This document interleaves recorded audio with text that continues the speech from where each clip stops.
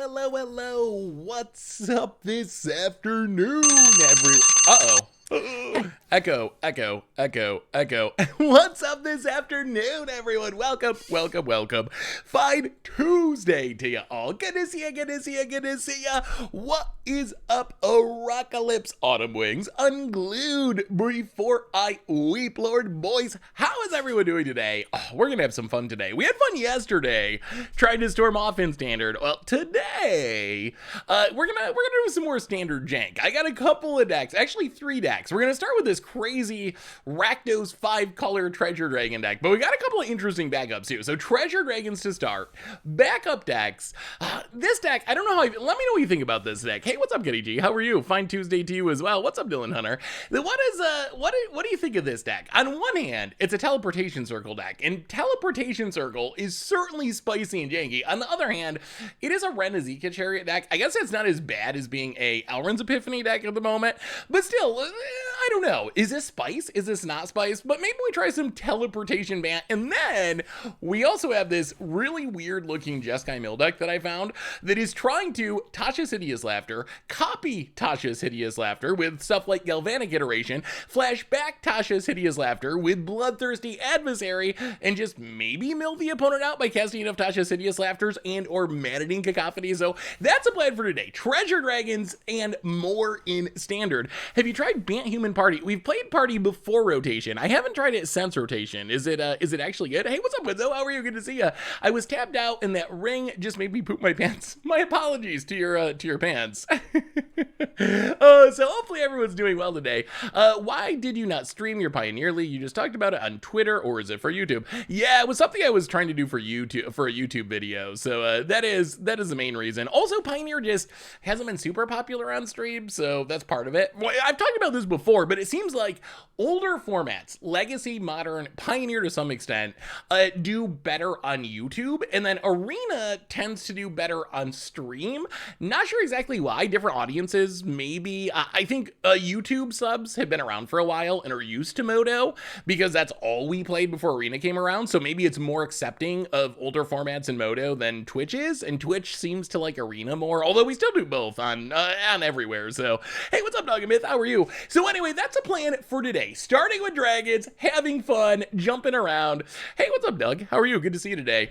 Anyway, let's do our reminders, talk about our first deck, start playing Magic, then we can talk about the announcement. The spoiler season is officially starting in just over 2 weeks. We got the official date. Spoiler season starts the 28th, stream to kick things off, so we are 2 weeks and 2 days away from Innistrad Crimson Vow. And people have been asking, what do you think about banning Epiphany? Do we need to ban Epiphany? People just asked me as the stream was starting this morning about banning Epiphany.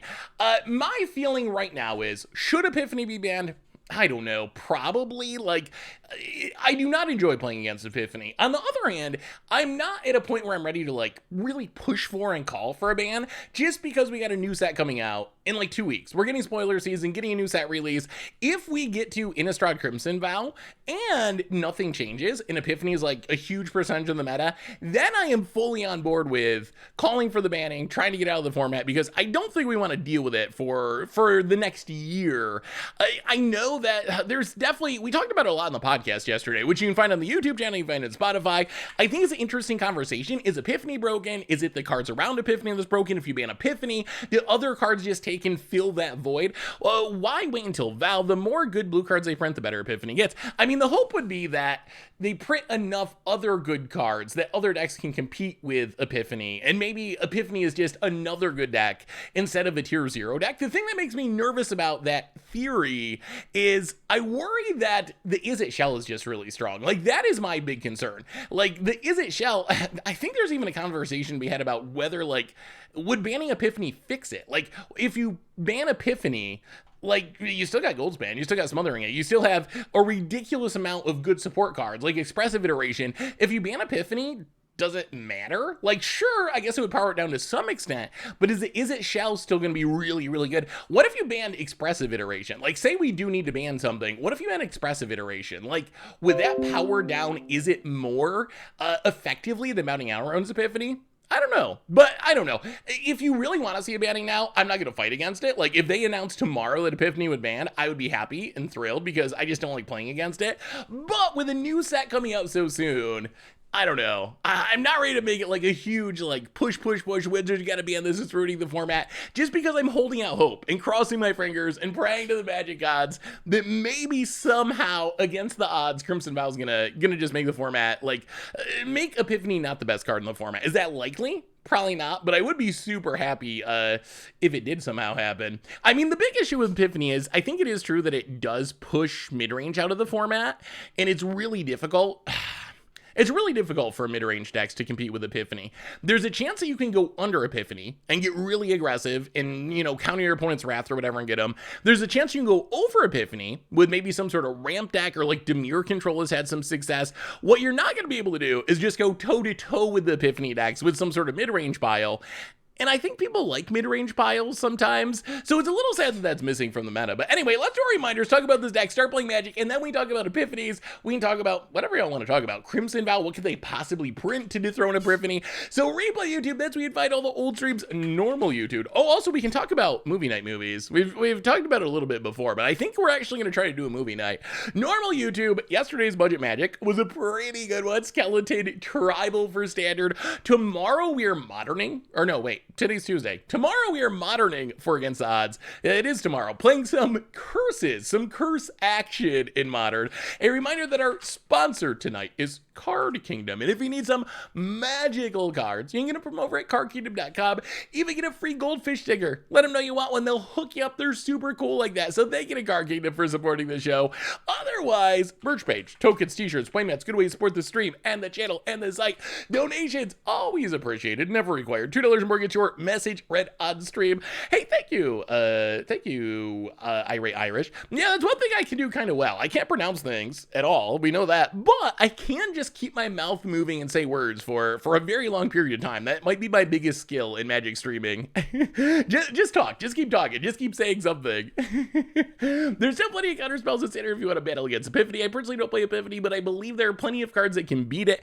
I mean, that's true, although I think there's also, like, I don't know. Is that something, is that good for the format? I think it is true because I talked about this a couple of weeks ago when we played the Zombristocrat Massacre deck, like the Meat Hook Massacre Zombies. I wanted that to be a mono black deck. I started off as a mono black deck. This deck looks pretty similar to what we were playing, but similar idea. So we started off as a straight up mono black deck. And then I realized like we just couldn't beat Epiphany. So we ended up splashing into blue. No blue cards in the main deck just to have access to Disdainful Strokes and Negate in the sideboard.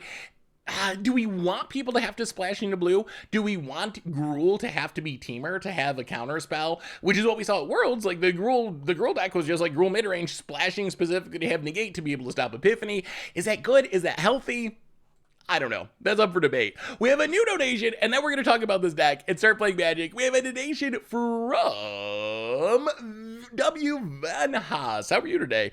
$3 donation. Hey, Seth. Love giving donations. I definitely appreciate it. On the subject of Is It, I feel like if it got rid of Goldspan and Epiphany, it would be a precise blow to Is It, but it wouldn't kill the deck, but it would hinder it greatly. I mean, if you lost both of those, if there was no Goldspan and no Epiphany, Is It would definitely have to think things through and maybe rebuild in a different direction. It would power it down quite a bit because I think there is, I don't know, the Is It shell is really, really strong. So maybe you do have to go that direction if it becomes too problematic. I'm still holding out. The worst case though, the worst case is we get Crimson Vow and Crimson Vow is really exciting and we're all hyped and we're talking about spoilers and we're all ready for these sweet new cards. And then they come out and Epiphany just dominates and you feel really sad because all the cool new cards that you built your decks around from Crimson Vow can't actually compete. That is the worst case scenario. That's what I'm hoping doesn't happen. Do we see Pix Obsessed Puppies yet? We had Bear on stream last stream. Actually, not yesterday. Thursday's stream. Bear's usually around for the Thursday stream.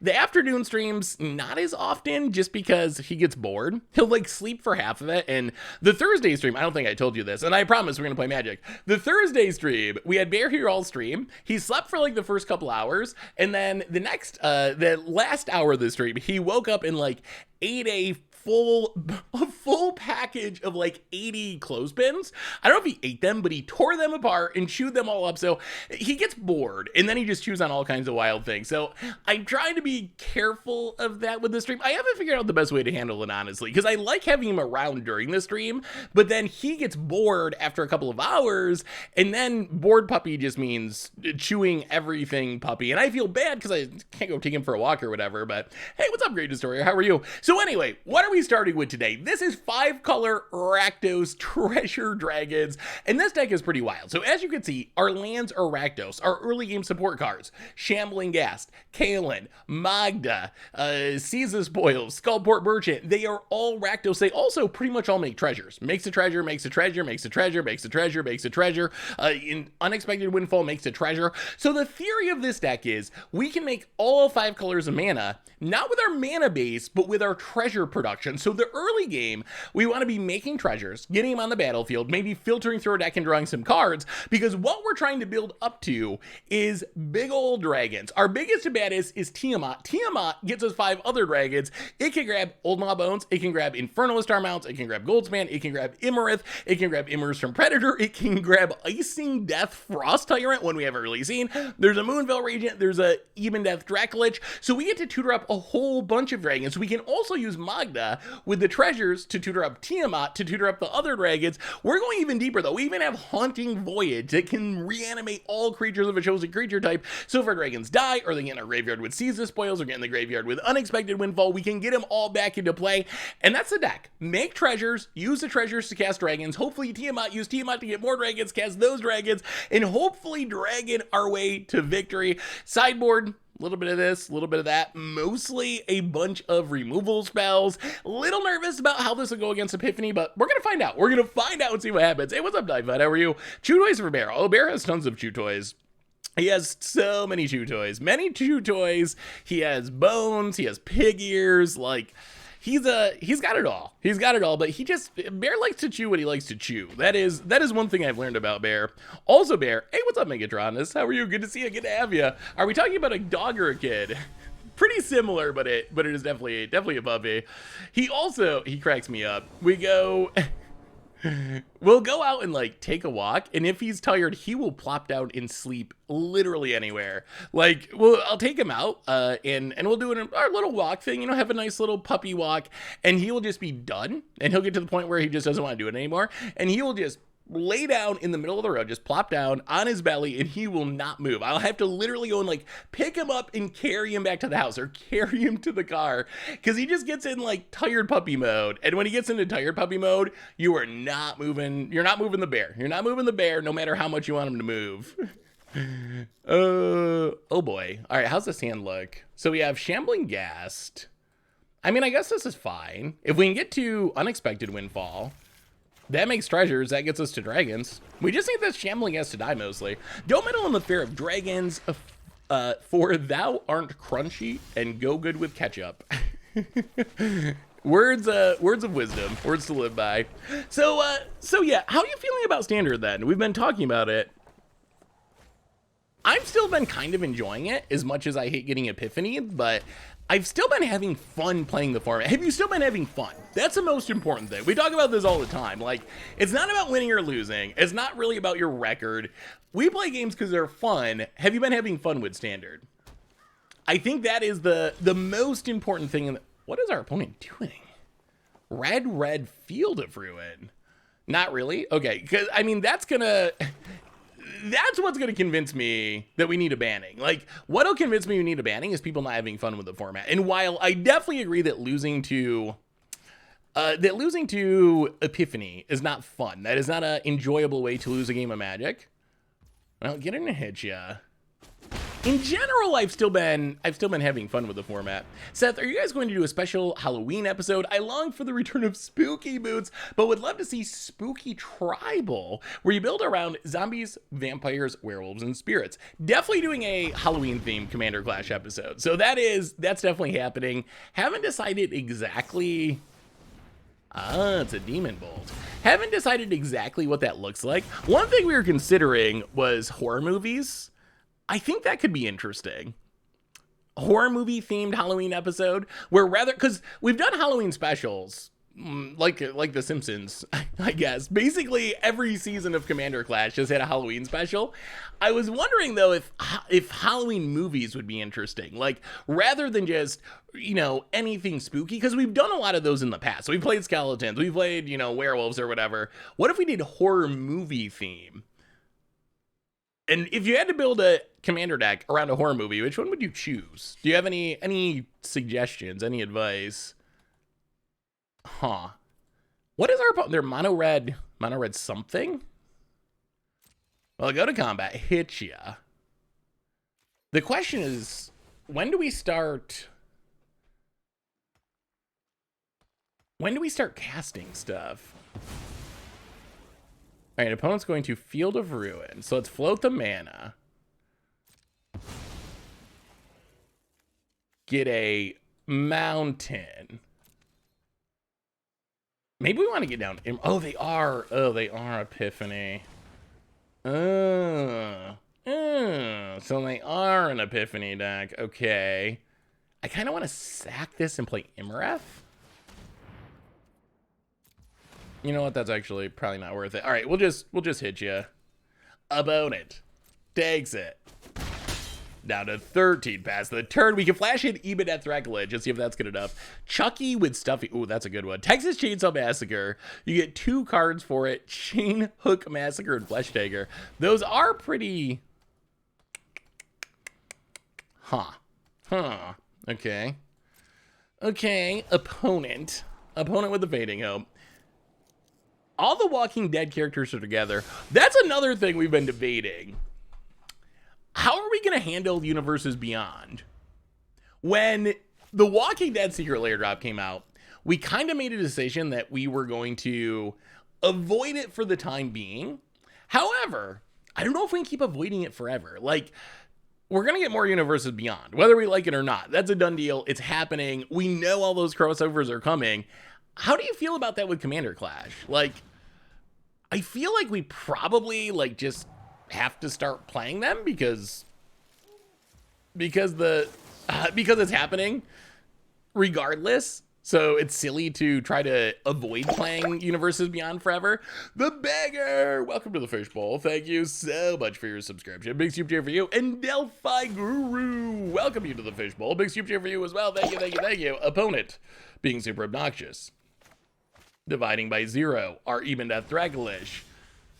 We draw land. Opponent gets Mascot Exhibition. Well, Skullport Merchant. Kaylin. Hedgia. Where's our Tiamat? We need a Tiamat. Opponent. Down to 12. Adepts. Menace. So many subs coming in. Menace and basically, welcome to the Fishbowl. Big soup shoot for you. Just keep it for theme weeks, at least for the commanders. I saw Rick in last week Dexless. It was whatever. If you don't see much of them. Oh, opponent.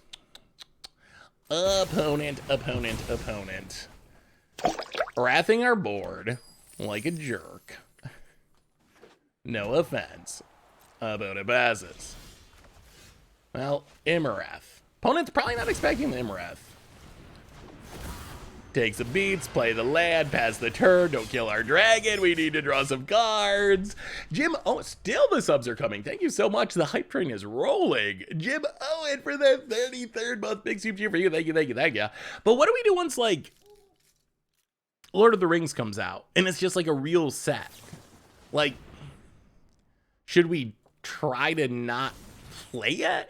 Or do you just accept that that's what Magic is in 2022 or whatever? Oh, okay, yeah. Opponent's going to draw a few Magic the Gathering cards. We really need to get this in this Imareth hit and refill our hand. That would be the best. Opponent plays a land. Well, here comes Even Death. About it.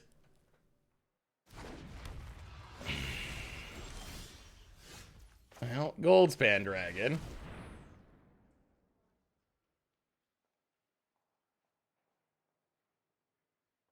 About it. Please. We need this card draw. Divide by 0. Obnoxious. Gets a lesson. Is this just like a lesson control deck? Well, here we come. Hopefully this Imra's going to refill our hand. If this dies, I'm going to cry. Opponent. Come on now. Come on now. Ah, opponent goes to 7. Oh, we just want to draw cards. What's the average number of channel points? I just found out about them. I have 38K. I don't know what to do with them. Well, you can gamble on matches. That's the main thing to do with them. Highlight messages. Hopefully there will be some rewards in the future, but I feel like I've been saying that for a while now, and it still hasn't happened, but I'm still hoping that that's what's going to happen.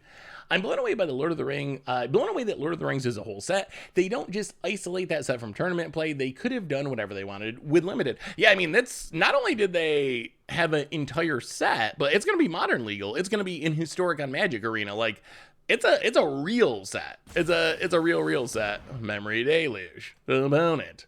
Looking for epiphanies. Please just die. All right. The way this match is going, I'm coming around. I'm coming around to your side. Now that they bounced our Imarath with a Fading Hope, ban Epiphany. All right, you convince me. You convince me. You convince me. It's too good. Actually, ban Fading Hope. Opponent. Shatterskull smashing the Eben Death. Well, play a land. Goldspan Dragon. Hit ya. Get a treasure. Imarath. More dragons. Pass the turn. Let's say we just wanted to beat Epiphany. That was all we cared about. We would lose every other match horribly. What do you build? Is it just like a control deck? Is that probably what it is? Honestly, Seth, I lose excitement over Magic every year. Nothing like it was before. There will always be a card that has to be played. The marine economy is a joke, and the product is just getting more and more expensive. Wow, that is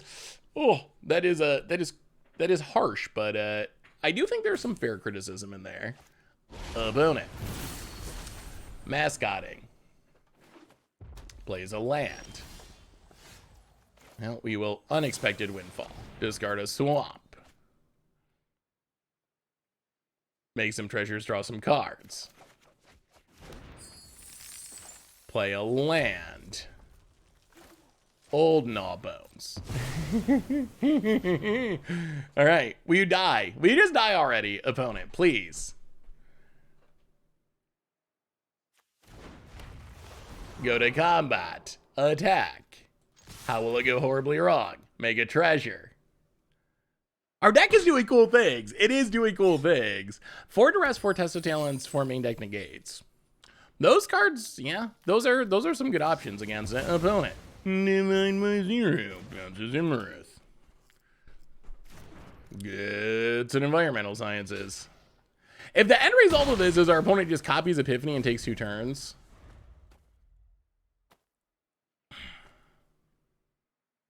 That would be depressing. Opponent. What do you got next, friend? Our deck's been doing what we wanted to do, but our opponent's just not dying. There is no World Tree in the list. The mana is 100% Rakdos. This is another infamous small Japanese tournament deck.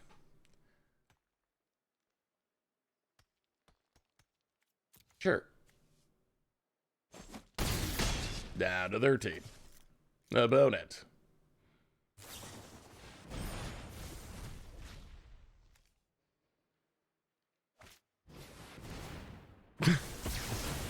All right, double burn down the house.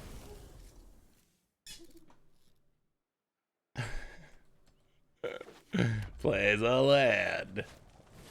Environmental sciences. We need a treasure. It's a faceless haven. Well, we're seeing the downside of our mana base in that we can't actually cast our Imarath that has gotten bounced a million times. About it. Undaps. Opponent's definitely annoying us, that's for sure. Should have cracked for black. Opponent plays the land. Or, oh no, foretells.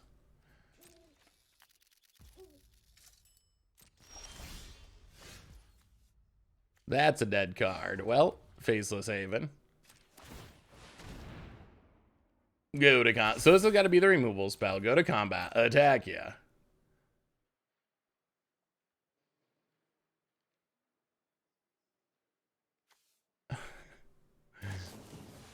Demon Bolt.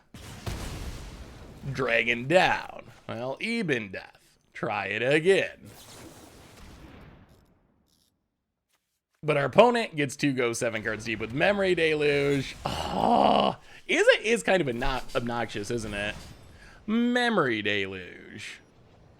Yeah, if only Faceless Haven was a Chromatic Lantern, that would be nice in some ways. Well, opponent gets to draw a new hand, basically untaps.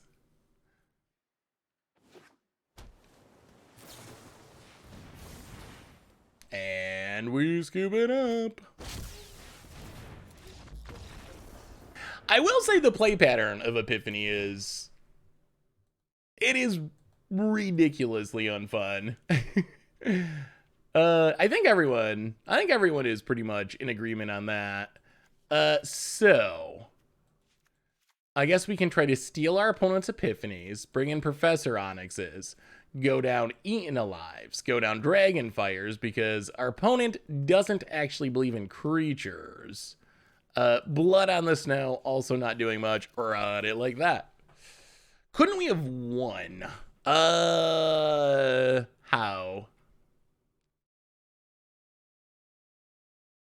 Won through the double Epiphany? I don't think we win through the double Epiphany. I don't think there's... I mean, at that point, there is, I think, a 0% chance that we win the game. We get to play first. We get to mulligan first. Well, all right. Go, Magda, I guess. Land, go.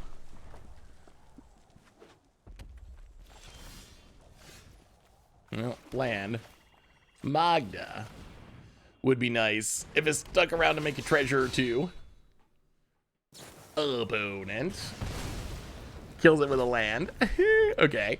That's fine. That's fine. That's fine. How many times do you think we'll play Epiphany today? That's a real question. Smoldering Egg. Well, pass the turn. Mana, please. Could use a land or two. What if they print some kind of Unmoored Ego effect or Lost Legacy effect? Is there an any instant or now to get rid of Epiphany? I think they would have to print a new version of it because of how Foretell works. So if your opponent foretells an Epiphany, it gets around all of that. That is part of what makes Epiphany so good. It's actually like, normally against a deck like Epiphany, Duress would be your, like, one of your go-to sideboard cards. But against this deck, Duress it's okay, but it's certainly not great. Because your opponent can just hide away in exile.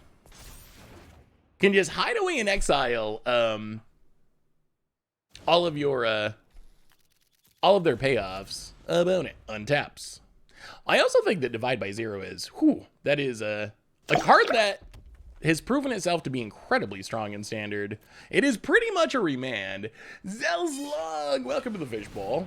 Opponent makes some dragons, flips Ashmouth. We draw a tap land, which is in our deck for some reason. Yeah, this one. This one was pretty old. Well, so far so bad for 5-color Rakdos Treasure Dragons. That was not even close. I had to play against Epiphany, and they test of talents me before they can hit them with mine, so obnoxious. Without Foretell, I think Epiphany would be fine, despite always being combo control. The archetype always has been a problem. Yeah, I guess that's true. I mean, it is copycat. It is... Next. It is copycat. It is, Yeah.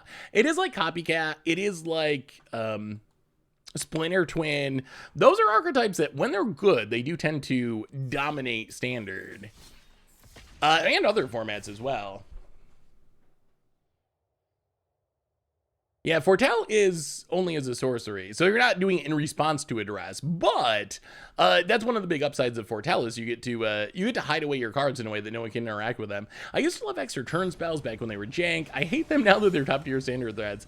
I'm actually like kind of the same way. I used to love extra turn decks because they were like fun under the radar decks that were not actually really good. When they became good, I started to dislike them, and I think that's one of those. It's one of those archetypes that I think that turns decks are great as like a tier 2.5, sometimes can get some wins style archetype, but when they're the tier 0 archetype, everyone hates them. I don't know if I've ever heard anyone that's been like, oh, I just love having my opponent take all the turns in a row. PJ Fry, first time sub. Welcome to the Fishbowl. Thank you so much for your subscription. Big super cheer for you. Thank you. Opponent thinking things over. Turns a ramp payoff is much healthier. Wait. Turns as a ramp payoff much better than Divan with the gifts of Nate Fennelly. Welcome to the Fishbowl. Thank you so much for your subscription. Big super cheer for you. Thank you.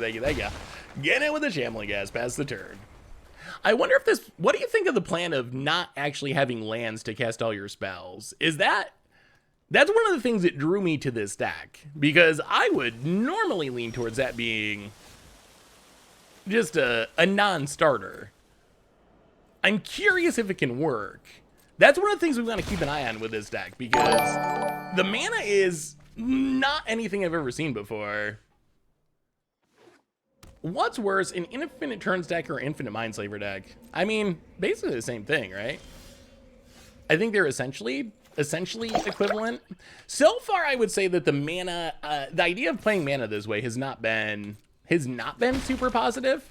We have a new donation from W. Van Haas, $3 donation. Seth, my opinion is on extra turn spells that they should never cost less than 7 mana. They need a significant drawback, like skip your untap step or combat step, and they should require thought to play and not just build around because it fits. I mean, I think those are pretty good requirements overall. Goldspan Dragon. So this appears to be the other Epiphany deck from Worlds.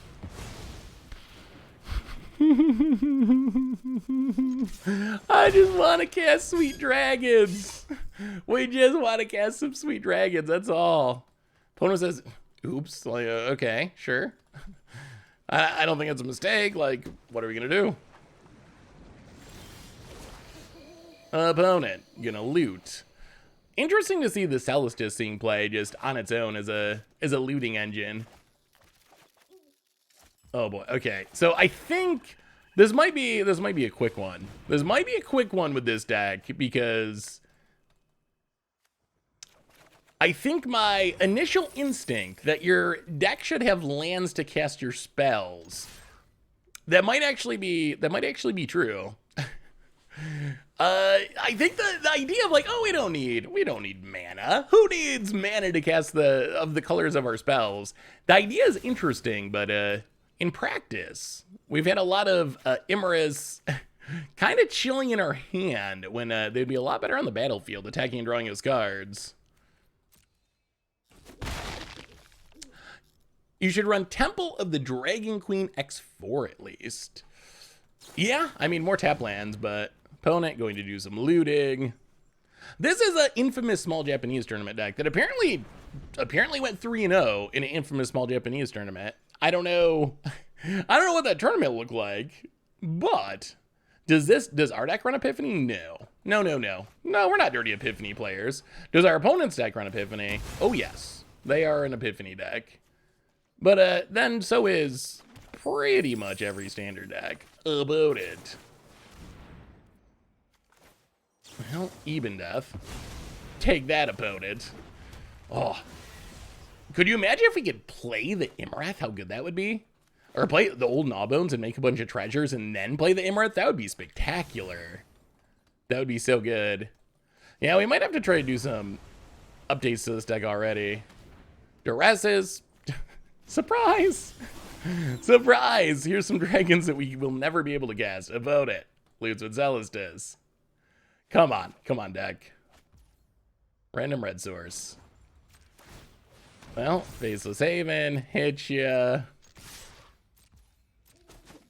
These cards would be so sweet on the battlefield. They would be so good. We gotta fix this mana. Hey, let me see, Divon. Hey, Seth, I'm pretty new around here, but really enjoyed the stream so far. What is your favorite card of all time? At least one that brings you the best memories. Ooh. Well, this is a pretty easy choice. Panharmonicon and Blood Moon are my two favorite cards for sure. They're both very different. If I had to choose just one of them, I guess Panharmonicon is more fun overall. So I'd probably go with Panharmonicon, but about it.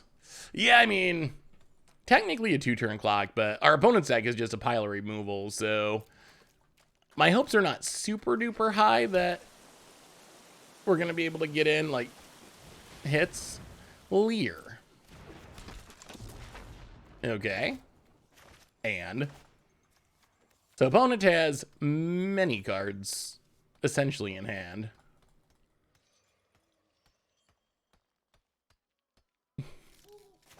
How did this deck get 3 wins in a row? I'm super curious. I mean, Scepter's cool. I think I figured it out how the no dragon approach could have went 6 wins in a row. It was one huge advantage over almost any other deck trying to do that. A bot can very easily play it, make a bot playing the deck, go on vacation, done. Ooh, okay. That's actually a pretty reasonable explanation. I think that's actually a really good explanation. Is this Meme or Dream? Similar. Everything we play is Meme or Dream to some extent. About it. But this is a infamous small Japanese tournament deck. Oh, let me see, Ghoul. Well, Goldspan Dragon. I mean, we can't kill this Leer, which I think means we can't win in any reasonable way. Get it and hit you. Opponent goes to 6. Play a land. Play Emerith. All right, we did it. We have cast the blue card. There might be consistency issues with this plan. Just a smidge. Oh, let me see. These deck lists. I don't think your deck list appears to just be the Goldfish homepage. Tribal, Meme or Dream, plot twist. It was me, Ayula. Ooh. Ayula definitely was a super sweet payoff. Naban, that's interesting. Oh my god. Pop-ups for days. Yeah, that's definitely a spicy plan. Risen Reef is pretty interesting with all the change legs. That looks cool. Opponent, extra turns, untaps. Can we scoop yet? Are we allowed to scoop yet? Would Temple of the Dragon God be a decent land to consider in this deck? Possibly. I mean, it's another tap land. I think the current mana base is clearly not cutting it. I think that was part of what we wanted to see, is how did someone, I mean, I guess that is kind of Meme or Dream, but how did someone go 3 wins in a row? Blood Chief, there's the Goldspan. Okay, yeah, we're super dead. Super dead. I don't think there's, Well, we might be giving up on this deck pretty quickly because I'm starting to feel like this deck is just, how did someone get 3 wins in a row? What is your theory? Do you have a theory on how this deck could possibly have won 3 matches in a row in a infamous small Japanese tournament? I feel it must have run into like mono green a bunch of times. I feel like if we were playing creature decks and not epiphany decks, if you look at our sideboard, good against green, good against green, good against green, good against creature decks, good against creature decks, it must have just run into like 3 green decks or 3 creature decks. And then I could see this deck easily getting 3 wins in a row. I feel like, I mean, we said going into it, the deck's it's a cool idea and I want to see how it works, but Unclear how it would be able to compete with Decising Death. Unclear how it would be able to compete with Epiphany, and we're kind of seeing that play out in action. We might just end up switching or either rebuilding. Wait, Temple of the Dragon God can be an untap land. I'm surprised we don't have some sort of dragon land. Oh, okay. If you have a dragon, it can come into play untapped. I mean, this mana base doesn't even have the pathway. I know I've been harsh on pathways, but there are situations where it's actually good. All right, Magda, don't kill it. Don't kill it, opponent. We need these treasures desperately. Be nice. Be nice about it. About it. Opposite of nice. Kills it with a land. Well, we draw Swamp, Skullport Merchant, go. Opponent. Is Infamous Small Japanese Tournament a joke, or is that the actual name? No, it's a small Japanese tournament. They've become infamous around the stream and the channel because we've played over the years a lot of decks from like pretty small Japanese tournaments. Some of them have been really sweet. Others have been really janky. And this is looking like it's more on the janky end of the scale. So they've become infamous because some of the decks have been colossal failures. Whoa! Oh.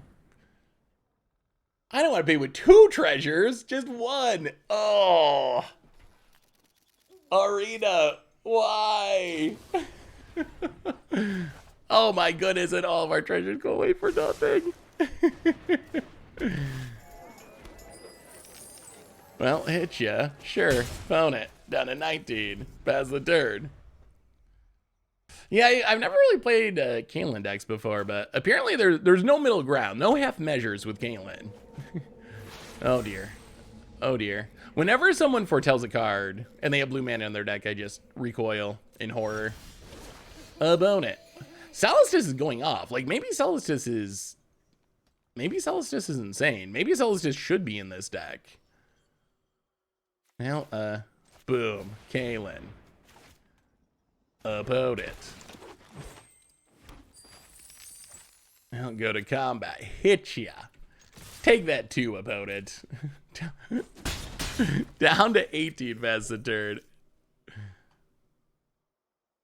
Yeah, it's really amazing how we were talking about that yesterday. And hey, what's up, Shivam? We were talking about that yesterday, how it's really amazing how different the tournament scenes are between like APAC and North America and even Europe. Like the decks that can do well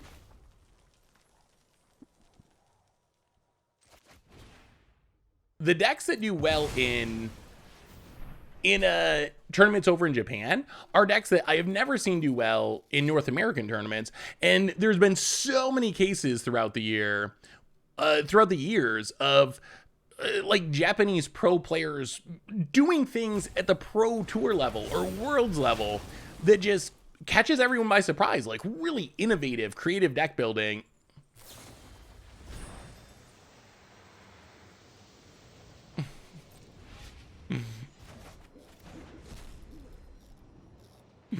All right. Yep. Okay, we gotta do something. We gotta do something about this deck. I don't know what that something is, but we gotta do something. Have I already given my feedback on Worlds? I have not given any feedback on Worlds. Oh, okay. This might be the new worst deck we've played. This is definitely the worst deck we've played in Innistrad Standard by I think by a pretty meaningful margin. Wow. Wow. Okay, this is So do we just give up on this deck and play something else? Do we keep trying it until we eventually win Flump style? Or do we try to find a way to fix the deck to make it more functional? What is your vote? Give up, move on, flump it up. Yeah, this deck. So what do we learn? We learn that an age-old truism of Magic, you need the right colors of mana to cast your spells, still applies in 2021. It is unlikely to be a good idea to play a Rakdos mana base and play double white cards, double blue cards, double green cards in a 5-color card, because we had that come up many times. Like when we draw Imareth, it was ridiculously hard to cast, and we needed it on the battlefield. Same with Old No Bones. So yeah, treasures are cute, but the plan is just so inconsistent. 5-color mana bases are already inconsistent. This deck is a 5-color mana base that relies on treasures to make that mana. Like, you have to get a Shambling Gas, find a way to have it die, mostly by your opponent somehow killing it, and then you get a treasure, and that treasure can pay for half of an Imareth because we don't have blue mana in the mana base. Very, very, very risky plan. Very risky plan. Let's try the mill deck. The mill deck, I feel like, might be able to catch. Maybe the mill deck can catch these Dirty Epiphany players by surprise. Also, why are there not enough sideboard cards? Okay, we're going to add... I mean, we're going to assume everyone's playing... How can we exile the graveyard? What's best against Leer? Maybe just Disdainful. Maybe just Disdainful Stroke. All right, so this deck. This is Jeskai Mill. Crush the Weak. How do we kill? I guess we got Doomscar. All right, so this is Jeskai Mill. Let's try this janky Jeskai Mill deck, because this actually looks kind of interesting. And plus, we get the broken cards like Expressive Iteration. So let's try Jeskai Mill. We gave 5-color dragons a shot. Ugh. Let's pretend like we didn't. Let's keep the idea of dragons, that maybe this beautiful Tiamat pile could compete against Epiphany. Let's just pretend like these matches didn't happen, and we can still hold on to that hope, that beautiful, beautiful hope. Go Blank is really good against the Epiphany deck. So anyway, this deck, Jeskai Mill, what is this deck trying to do? Well, this deck, it's got main deck Tested Talent, so it is ready for the Elrod's Epiphanies. What we're trying to do is cast a Tasha's Hideous Laughter, but not just a Tasha's Hideous Laughter. That's not likely to be enough. We are trying to copy it with Galvanic Iteration. We are trying to flash it back with Bloodthirsty Adversary. We probably need like 3.5, maybe 3, depending on the matchup. Tasha's Hideous Laughter to exile our opponent's entire deck. We can also get some incidental milling with like Banning Cacophony. We can get some incidental milling with Ruin Crab to help speed up the process. Think we probably want more Galvanic Iterations, honestly. It's kind of weird to me. I think we're just gonna add it right now. I feel like Galvanic Iteration is like one of the best cards in this deck. Maybe going down like one showdown of the Skulls, one Bloodthirsty Adversary. I feel like the best thing we can do is get to 8 mana, Galvanic Iteration, Tasha's Hideous Laughter. That should win the game. We are now the combo control deck, but in our own very unique, special sort of way. Let's give it a try. We can work on it as we go along, but I think that Jeskai Mill could be sweet. Laughter seems bad against all the 7 mana spells. Yeah, I mean, all the Epiphanies running around are a concern. Oh yeah, we're not Dirty Epiphany players. No.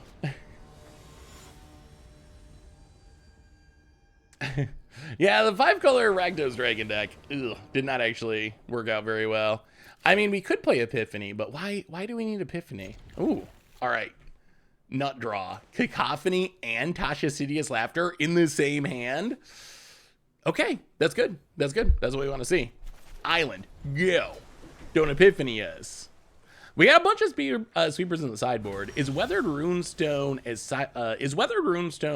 worth it as sideboard tech? I don't think the Leer decks have terribly many ways to deal with an artifact. Possibly. Do we just want to Cacophony them? Probably. All right, mill you. Okay, so opponent's playing the dragony version of Epiphany. Wow, we're 3 for 3 for hitting Epiphanies. So let me ask you this, chat. Let's assume Epiphany doesn't get banned. Should we... Like, what do you want to see over the next month while you wait for the new set? Like, if you're tired of Standard, what are you not tired of? Pioneer, Modern, Limited, Draft? Like, what tickles your fancy? I mean, I don't think Standard's crap. I've still been enjoying it, but coming out of Worlds, a very, very high percentage of decks are Elrond's Epiphany decks, which is, I don't know. Maybe we do need a banning before waiting. I don't know. The more matches against Epiphany we play in a row, the more I start to come around to the idea that some of you have been saying, like, we should probably just ban it. Like, so I don't know. I'm still not in a position where I feel like calling for a ban or like doing that whole thing, but I will say that the more that we see this happening, the more I'm like, okay, like this, maybe they're right. Maybe we don't want to keep waiting. I mean, Andrew Cuneo, who we rated yesterday after the stream, is on the record saying this is the worst Standard of all time, which for someone who's played Magic for 25 years, and for someone just coming out of Ixalan, not Ixalan either, Eldorain, we got there. It took us 3 shots, but we got there. But for coming out of Eldorain Standard, that is a really forceful statement, I would say. You know, play the land, pass the turn. We can bounce the Delver. We can consider. We're getting there. We have 1 Galvanic iteration.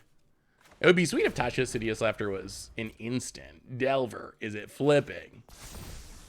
Ugh, it does with expressive iteration. Opponent's got 38 cards in their deck. 38. Well, all right, let's bounce it. Bounce the Delver. Is there any way 2 Tasha's Hideous Laughters can win us this game? Land to the bottom. 2's probably not enough. We probably need 3. Expressive iteration. Well, we will consider. We could use an expressive iteration. 1, 2. 1, 2. Well, we're gonna keep it. Opponent. Oh, we just need the mana.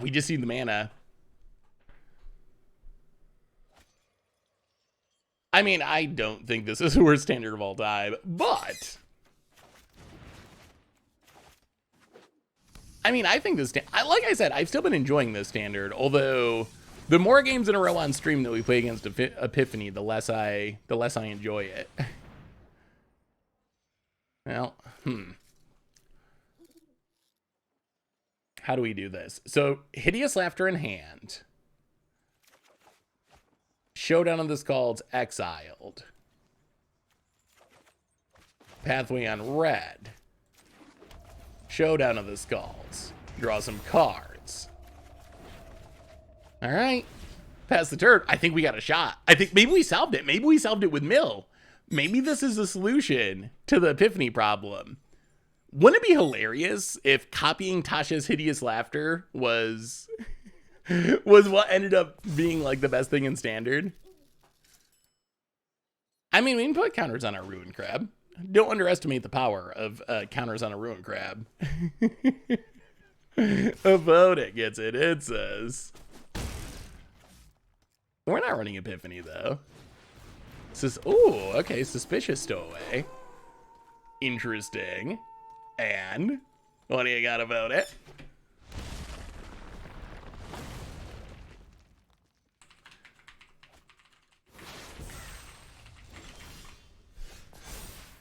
Okay, so. Well, play Ruined Crab. Step 1.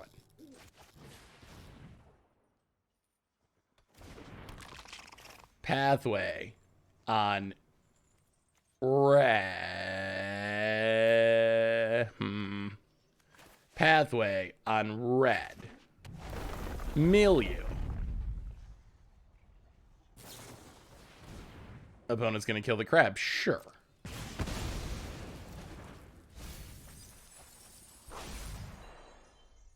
Galvanic iteration.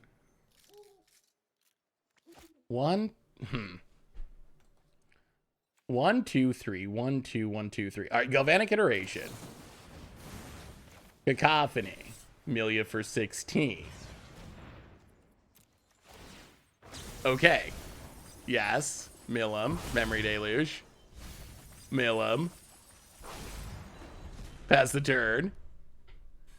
Are we going to win this? 15 cards? That's not a high number. 15 is not a high number. That's a Goldspan Dragon. Okay. That's not going to kill us. We're going to get it. We're going to get the mill win. We're going to get the mill win. Opponent gets in. Hits us. Could have saved Crab by Galvanic iterating first. Yeah, I mean, I don't think the Crab is especially important here. About it. They're going to need a bunch of counters. Discards Fading Hope. Come on. Give us this kill. Opponent passes. Well, red, blue. Galvanic iteration. Opponent. All right. Blue, red, red. Galvanic iteration.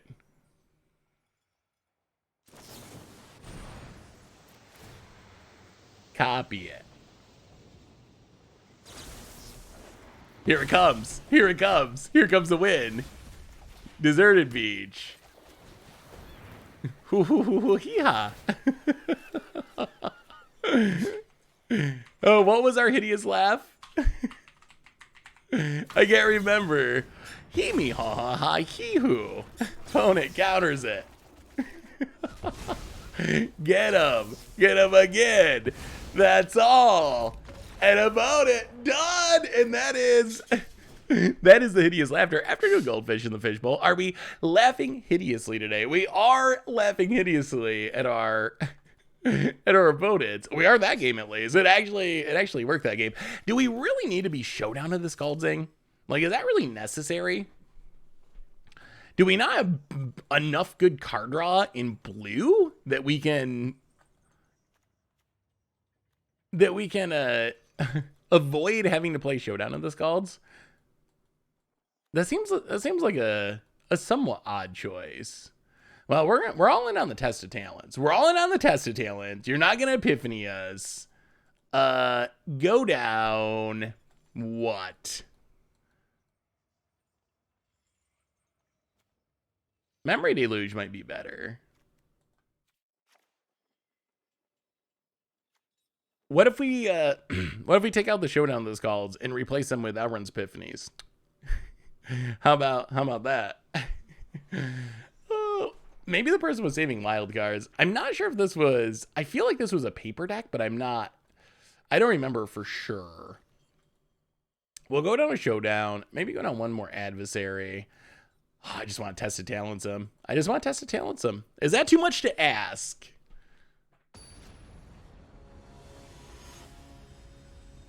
Galvanic plus Galvanic, 2 or 3 copies of the spell in the stack.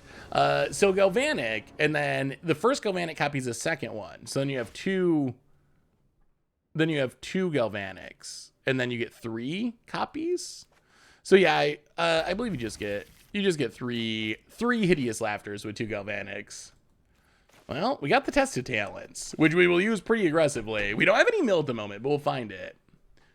Leer could be good. Demolich. Maybe we could hybrid the Demolich deck. The Demolich deck might be able to support it too. Yeah, I mean, I don't think we... I don't think we necessarily... Oh, please don't flip. Please don't flip. Okay. Oh, bullet dodged. Gonna need to find some removal at some point. Opponent foretells, but we will consider. Draw the land. Opponent hits us. Land on red. Cacophony you. Let the milling begin. Maybe we need removal for Delver. Maybe we just need to... Don't flip. Oh, it flips. Okay, that's scary. Mordenkainen could be fine. I like Mordenkainen. All right, Delver smash. How do we stop a Delver from killing us? Play the land. Pass the turn. Oh, we gotta be fast. RBS, welcome to the Fishbowl. Thank you so much. Don't work for the Delver. Thank you so much for your subscription. Big super for you. Thank you, thank you, thank you. Yeah, I actually like that. Lear might just be better than Bloodthirsty Adversary. That might just be a more efficient way of doing it. All right, so we get Delved. Oh, we really need an answer to this Delver. Mill the Test of Talents. Galvanic Iteration. Mill land on red. Cacophony. Milieu.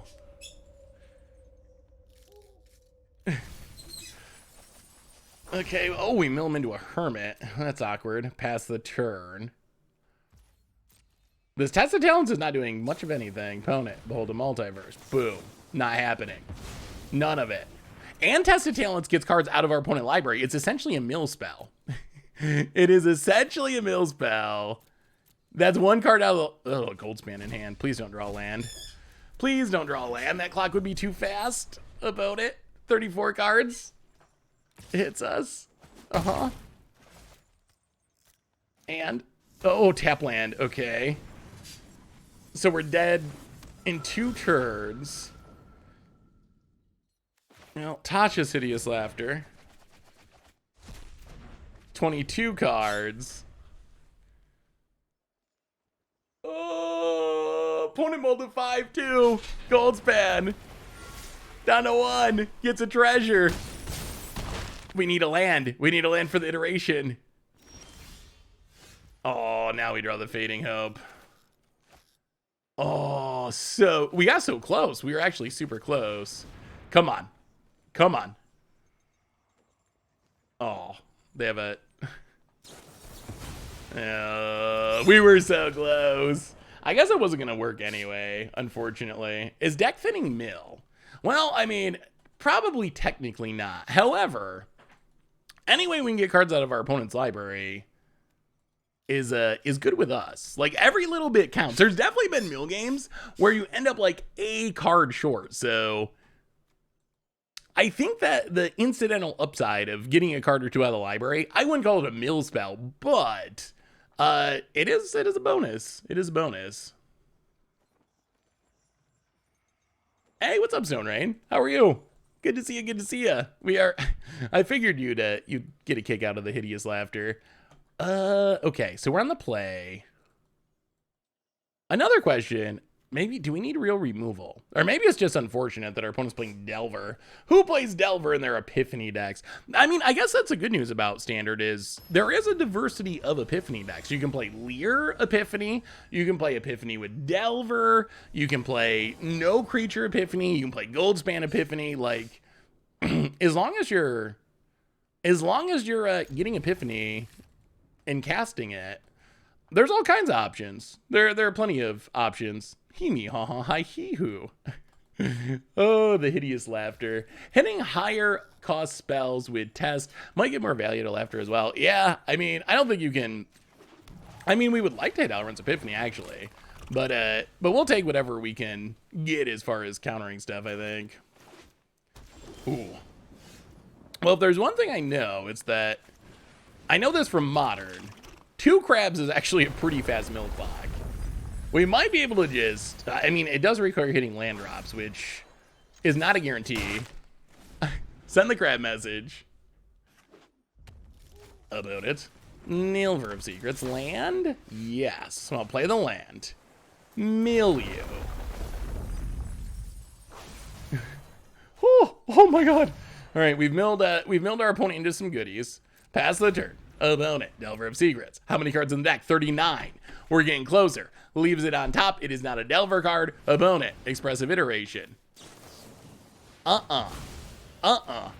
us that mill. Boom. 1 out of the hand. Boom. 1 out of the library. Boom, boom. 2 out of the graveyard. That's a mill spell. 1 out of the deck. Opponent.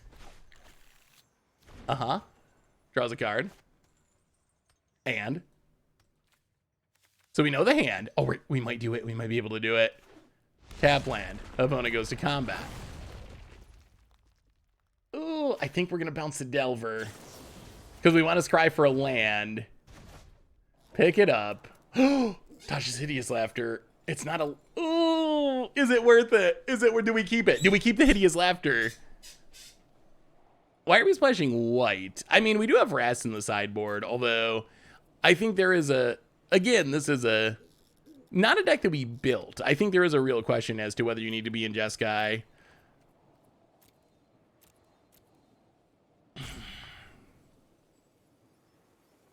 Opponent just has such high mana values. All their Epiphanies are in their deck.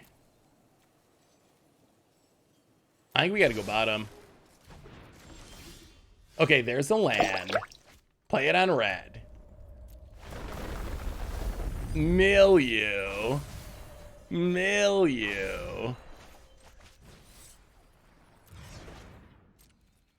Crab message hit ya. Pass the turn. The Starman DX. Welcome to the Fishbowl. Thank you so much for your subscription. Big super cheer for you. Thank you. I mean, we probably play... Yeah, it's going to be an issue. We can probably just play the Devil Wrath. I don't even know if we need... Oh, no. I don't know if we need another color of Wraths. I mean, one of the problems with this plan, as we were seeing, is... Hermit shuts down our counter plan. Delver flips. 20 cards. So close, and yet so far. I mean, if this Goldspan comes down, that's just a ridiculously fast flying clock. Too fast for us, and we can't use our tested talents to stop the big spells because... Okay, Suspicious Stowaway. Hits us. Come on, deck. Consider... Well, that's a redraw. Keep the land. Play the land. Amelia for 9. Oh, no. So, we need like one more of something. Opponent down to 11 cards. Pass the turn. Oh, we're going to end up like a card short. Opponent. Here comes the Goldspan. Here comes the clock. Yeah. Tasha's Hideous Laughter. We need the Hideous Laughter. Opponent might have taken out the Epiphanies. Down to 4. What do we draw? Opponent does some looting. Oh my god, a land does it. Because our opponent's got a loot. Suspicious Stowaway. A land does it, a mill spell does it. Please not a counter. A land wins the game.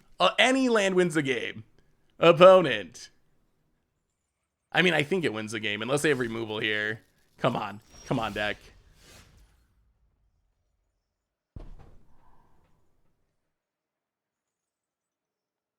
No.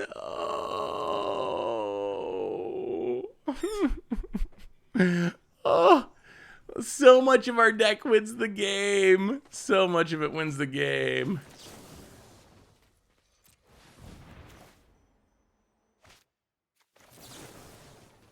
Wow. Well, we can do some deck thinning. Oh. Wow. Odds were so in favor of us winning there, I think. Magic gods are punishing you for giving me up on treasure dragons. Cool. I think that's okay. I mean, I'm okay with playing treasure dragons, but treasure dragons would need a big rebuild. Like that mana base just is not possible. It's not functional. Like it's just not a functional mana base. Teamer Enigma for the 7th month. Welcome to the Fishbowl. Thank you so much for your subscription. Big super cheer for you. Thank you. Is this against the odds? I think any non-Epiphany deck in standard is probably against the odds. So I would say yes, technically. Yeah, we'll see. We'll do another game or two, and then we'll see. Maybe we make some changes.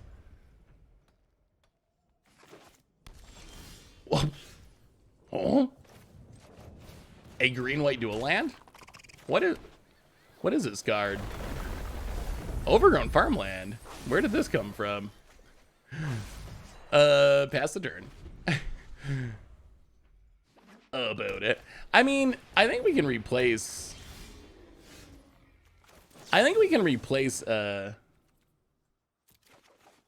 Showdown of the Skalds as well. Like, I don't think that Showdown of the Skalds is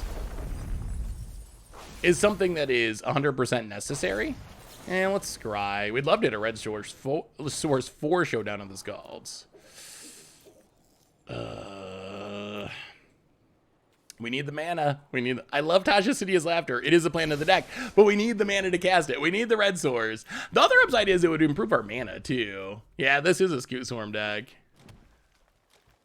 There is no Field of Ruin. This is... It could be worth it, though. I like Field of Ruin quite a lot. If your mana base can support a colorless land, it's really good against all the creature lands. Like, that is the big upside. Yeah, I don't know if it's necessary to... Ooh, okay, we did hit the red mana. That's actually super helpful. Milieu. Showdown of the Scalds. Now we're getting to the part of the game where we actually really do need to hit the Tasha's Hideous Laughters. Well... Grab him. Pass the turn. Okay, that's fine. I mean, maybe we just make big crabs and beat him down. That's other possibility. Red in 7. Sure. That's fine. What are you going to do with it? Opponent's got 31 cards in their deck. This looks like a mill win. Narfi's Betrayal. Ooh. Narfi's Betrayal is spicy. That's for sure. Let's see. Well, play the land on red. Mill you a bunch.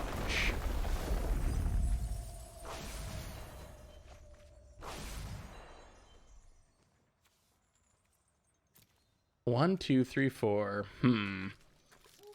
Showdown of the Scalds. Part 2, I guess. Counter on the crab. Getting big. Consider. Counter on the crab. See, Showdown of the Scalds, we figured it out. It's actually insane. It's to make the crabs into real threats. Hit red in 7. It's to grow the crabs. Doesn't Azuria's Temple use Epiphany? It does to some extent, yeah. What about mono green splash blue or Epiphany mono white splash for Epiphany? It would be kind of funny. It would be kind of funny to see how far we could go with the splashing. Well, here comes the Scoots. 20 cards in the deck. We should be able to win here, though, right? So opponent makes 1,000,000 Scoots.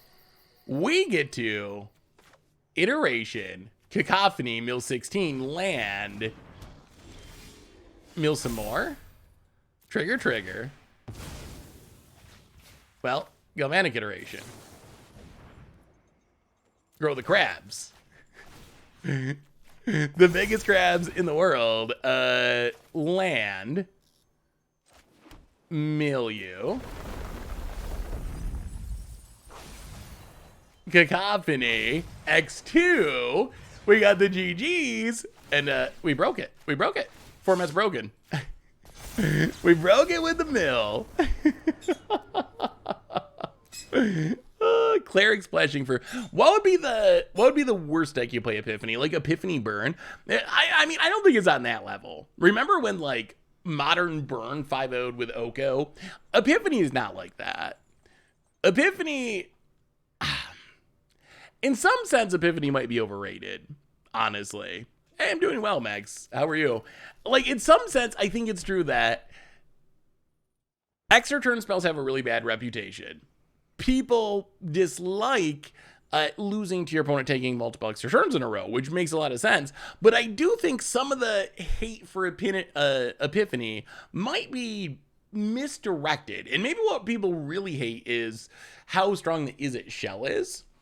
And then Epiphany just feels bad because that's how it finishes the game. But I wonder, like, what do you think? This was the thing that came up on the podcast yesterday. Like, what do you think? Let's say they did ban Epiphany, but the Is It shell of bounce your thing, counter your thing, whatever, do that again, get to 8 or 9 mana, do something to win the game. Like, don't you think people would still be posting angry Reddit posts about about the Is It shell, even if there wasn't technically an extra turn spell in there, I kind of think that they would. Like, I kind of think that we would still have some of the same complaints even without Epiphany. All right, so let's see. Yeah, I haven't been super impressed with Bloodthirsty Adversary. That might be a card that we can cut. Crush the Weak. Uh-oh. We're running out of time. Yeah, we just might not need Bloodthirsty Adversary. It might just be unnecessary. Oh, 18 seconds. That's not many seconds. So bring in a couple of Wraths, bring in a couple of counters, go down a Fading Hope, and run it like that before our clock runs out. Is the problem with Epiphany? It's not that it gives two. Is the problem with Epiphany is not that it gives two 1/1 flyers, extra turns with no threats. Attached is fine, almost never played in recent standard years. I mean, the flyers are helpful for sure, but I don't know. Do you think the flyers are what makes it? Well, Ruin Crab, clack clack. Epiphany creates a play pattern where the game continues, but you don't have any agency or ability to play the game. I mean, it's not. It's really interesting because I don't think it's nearly as bad as. Oh, are we gonna Cacophony? Probably. Yeah, let's just do it. Milia. Pass the dirt. I don't think it's anywhere near Nexus of Fate. Like, remember how good Nexus of Fate was? I don't think it's anything like that. Time Lock with no threats is just draw a card. That's true. But at the same time, like, I really think part of it is threats are just so good these days. Want to have me run back my dish I posted? Apparently I have a good track record in the chat. Wait, what is your dish, Magic, about it? It's in Hideous. And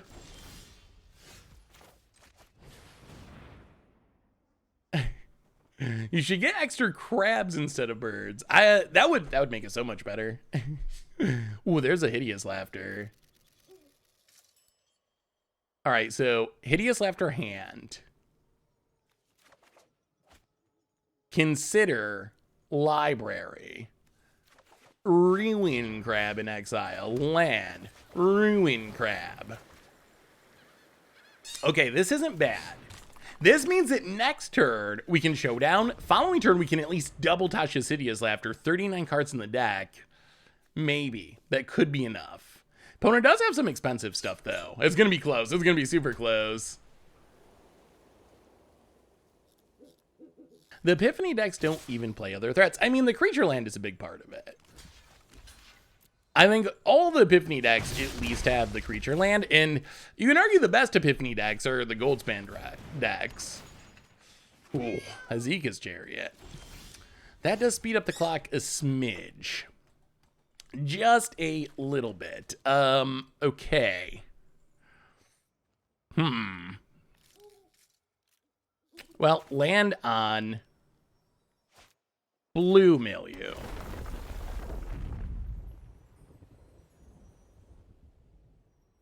Oh, we might not have enough time. I mean, we could hit a Wrath. We could have hit a Wrath to buy some time. Milia. Showdown of the Skulls. Come on, Wrath. Come on, Wrath. We also have Battle of Frost and Fire. There's actually several. Ooh. That's a lot of lands. Okay. I don't think 2 Tasha's Hideous Laughters is going to be enough. Opponent. Well, here comes the Chariot. Is the problem Epiphany is in every blue deck in Standard?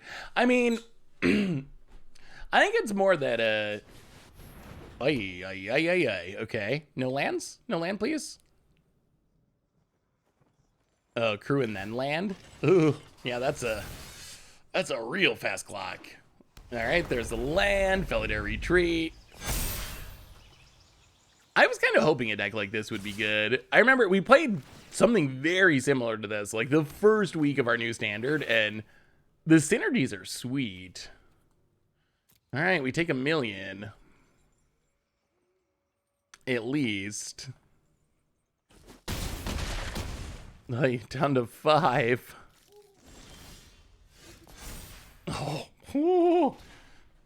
We actually draw the Doomscar. That gives us a slight bit of hope. Very slight, but all right. Deserted Beach. Milieu. Doomscar. Don't have a choice. Counter on the crab. Blow up your board.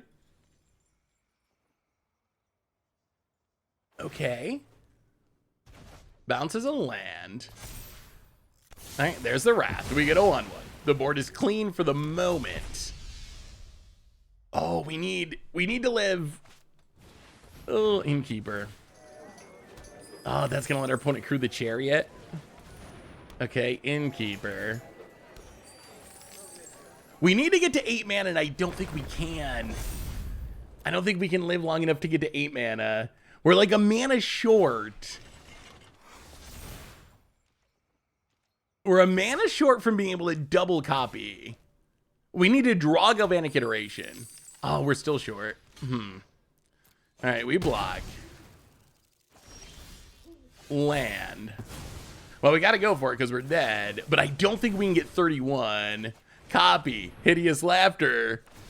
Come on, Magic Gods. Come on, Magic Gods. Oh my. 4? 4? Oh no. Oh no. Oh no. We milled 10 cards. Oh no. My goodness. Wow. Okay. Well, maybe decks have too high of a mana value at the moment. Golly. That was the worst Hideous Laughter I've ever seen. I think so. Someone has a problem with Epiphany. I think it's more that the Epiphany decks are such a big part of Standard. I think if every blue deck in Standard was an Epiphany deck, people could deal with that. But it's that every blue deck is mostly an Epiphany deck, and those decks are like, I don't know the percentage of the meta. We've played what, 5 matches, and we played 1, and this is the first non-Epiphany deck. And Worlds was what, 62% Epiphany? So I think it's more that it just shows up so frequently. I think that's what bothers people. All right, so let's go up the Doomscar. Let's go up a Negate. Crush the Weak only gets rid of Scoots. I don't know if that's really worth it. Test of Talents doesn't seem great against this opponent. All right, here we go. We were close. That was very close. I made Budget Old Stick Fingers Commander deck where the main win con is Mortal Kombat. Oh, Mortal Kombat's so sweet. Mortal Kombat is such a sweet win condition. That actually seems like a really good way to, well, hopefully hit our lands to get to the showdown. We got the Doomscars. We got a crab. Well, Ruin Crab. Go. I was thinking that Epiphany might be okay if I made the birds legendary, like Odin's birds are named, so that they should be 2, so it can't make a bunch of birds. I could see that being an upside. I think that would make it better-ish. Well, all right. Foretell. Mill some lands. Pass the turn.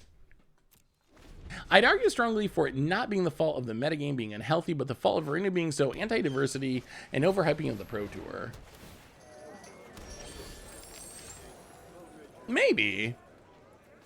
I can see the... All right, mill more lands. Foretell. I think that is true of Arena, but at the same time, we see a lot of people playing new Worlds decks. So, I guess maybe if you save up your wild cards, you save them up for Worlds and then just buy whatever does well at Worlds. Maybe that's the plan. Odin's Ravens were named Hungin and Mungin. Really? I never knew that. Opponent going to go on a trip. Yeah, I think we bounce this. We really want to scry for a land for Showdown of Scalds. That is a land that works. Okay. Well, Showdown of the Cards keeps us churning through our deck. Hopefully finds us Tasha's Hideous Laughter and ways to copy it. Opponent gets Environmental Sciences. And we don't care about our opponent gaining life. That is fine. There's the island. Play the island. Milia. Those are expensive. Ooh, 2 Felidar Retreats. That's good. Showdown of the Skulls. Give us some goodies, hopefully. Okay. Well, that lets us respin. Did not hit any lands. Opponent, Environmental Sciences. How many cards in the deck? 38. We're getting close. We're getting close. Yeah. Any safe magic stuff is allowed in chat. Mud, King, JPEG. So yeah, feel free to link your magic decks. Ooh, another Cacophony. Well, Showdown Part 2. Please find a land this time. Grow the Crab. Wow. Seriously? That is perhaps the least lucky we've ever been. 2 Showdowns and 0 lands. Hey, what's up, Maja? That is unlikely and unfortunate. Have we played any Coven decks yet? No. Well, there's a land. So, well. Yeah, it would have been nice to hit the lands. That would have been helpful. Consider. Grow the Crab. Grow the Crab. We gotta get big enough to kill an Azeka's Chariot. Put it in the graveyard. Decline. We'll take the land. Play the land. Milieu. Down to 34. Galvanic Iteration. Trigger. Grow the Crab. Grow the Crab. I've never seen a Ruin Crab this big before. I've never seen it. Up to a 5/8. Cacophony.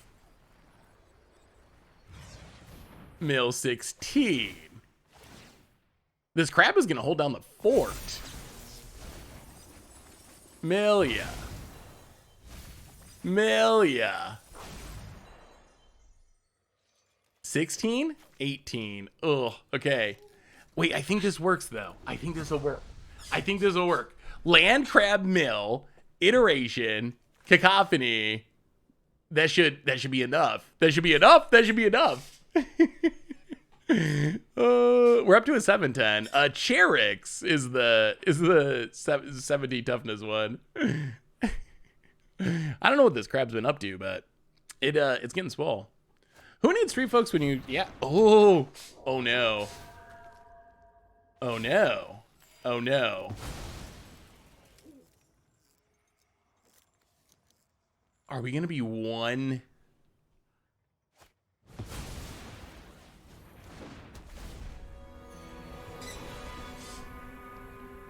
Are we going to be 1 card short?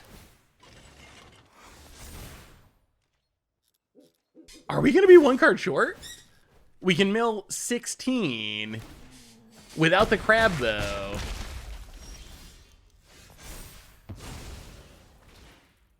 Without the crab, it's not lethal. So I think we have to Doomscar. Yeah, we got a Doomscar. Sweep the board, get back our crab, play the land past the turn. I guess we could have left up the Fading Hope, but that should be the 1 extra card we needed. Okay, now we should have it. Opponent makes a Tree Folk, sure. Cruise it, sure. Combo, synergy, whatever, that's fine. Makes another Tree Folk, all the Tree Folk in the world. Do not stop the cacophony, I mean. Sorry, I've been mispronouncing that all day. Cacophony. I will not mess it up again. Opponent, sure. Galvanic Iteration.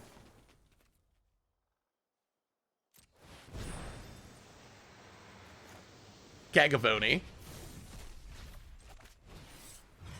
16. 16 in the deck.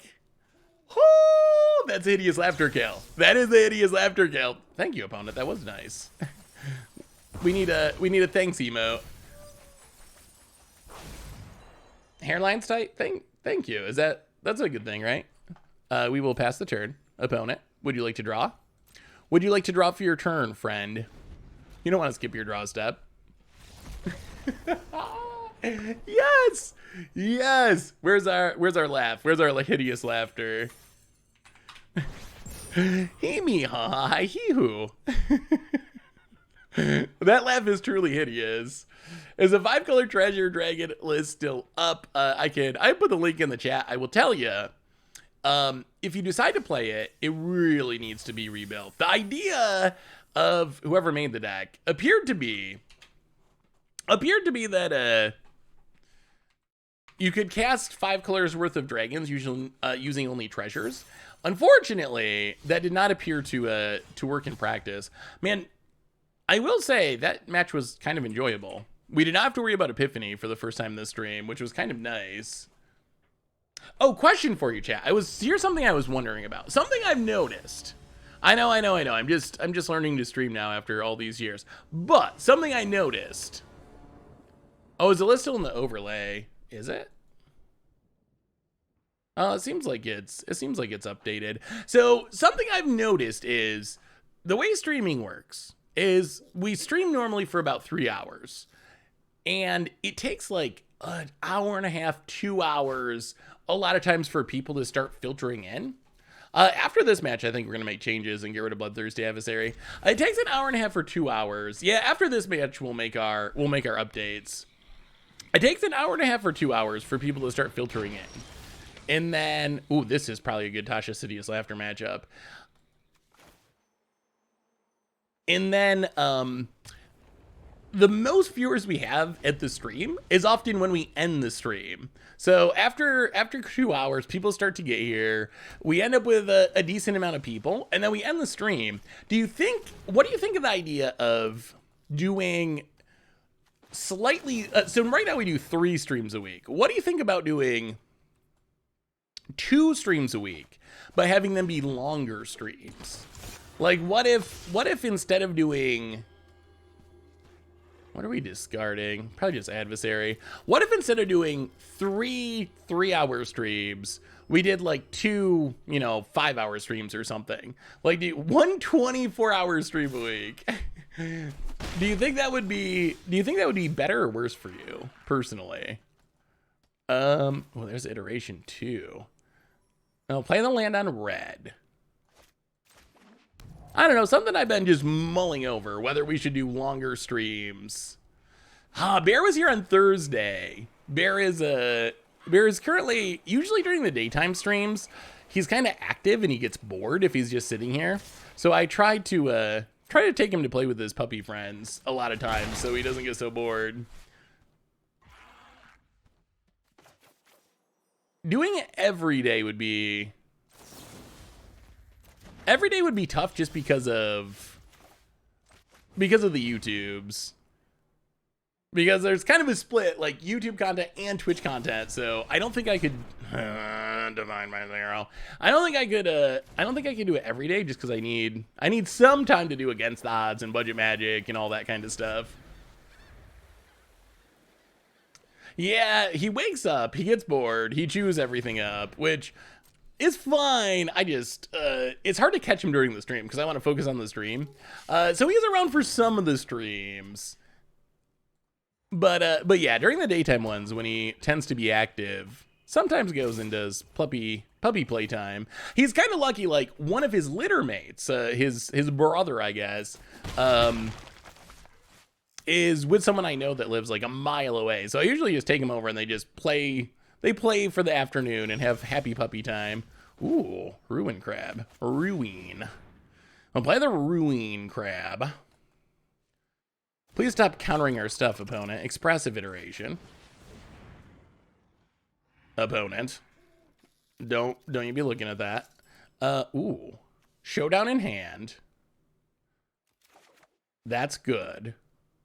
Fading Hope Library. Exile the Pathway. pathway on red or blue? Blue. Let's go blue. Go blue, milieu. This deck might be efficient enough where, or maybe it's maybe it's not efficient, and it's actually an Outrun's Epiphany deck, and we don't realize it, but it might be efficient enough where 2 Tasha's Hideous Laughters could do some serious work. Opponent, are you sacking? Deadly Dispute, makes a treasure, sacks, sure. That's fine. We're getting there. We're heading in the right direction to where we want to be. Ever consider doing live recordings? Disable the overlay, put messages on the title saying recording, won't be responding. It's something I've considered. It's the thing that's felt weird about it is the reason I stream is to hang out and talk with all of you. And personally, I find YouTube content that is actually just someone streaming, and then they put it up on YouTube, and it's, you know, sub shout outs and whatever, like, makes for worse YouTube content. YouTube kind of wants it to be like focused on them. So that's kind of been the challenge. I felt weird about doing streams where I'm like, hey, I'm not talking to the chat, I'm just like recording something. But I could do that. Would that be something that would be interesting to you to watch? If you had fair warning that like, okay, today I'm recording Much Brew. Like this morning I was working on some Pioneer Leagues to record for the YouTube channel. In theory, I could just have the stream running. You wouldn't be able to really interact with me, but it would be a stream. That would be something that would be possible if it's something that people would be interested in. I mostly like to interact with the chat. That's like the main reason I stream is so we all get to hang out and talk. Like that is the fun part of streaming for me. How many cards? 41, 38. You know, untap.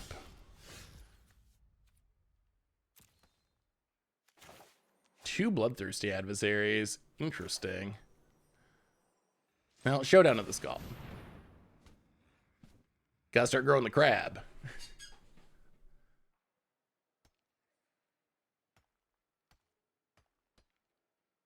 About it.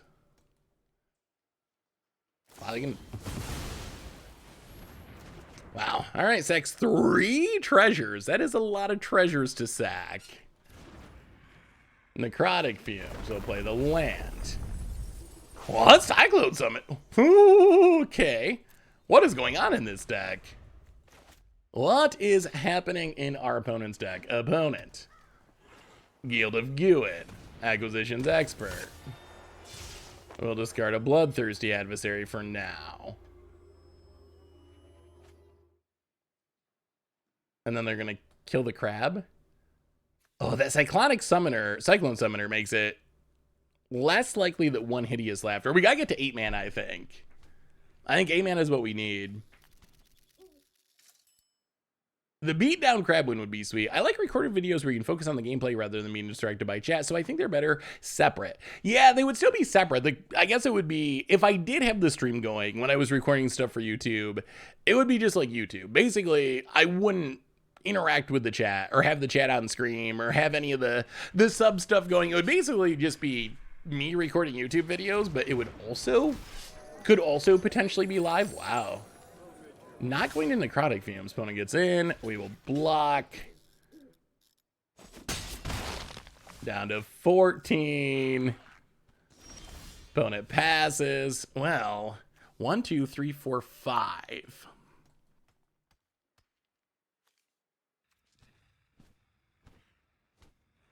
Actually, maybe our best bet.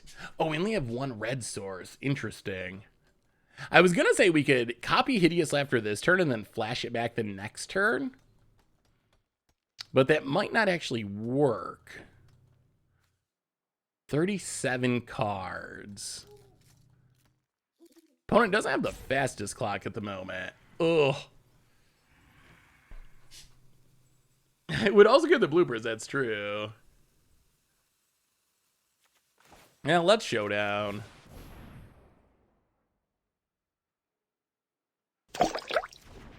Resolves this time.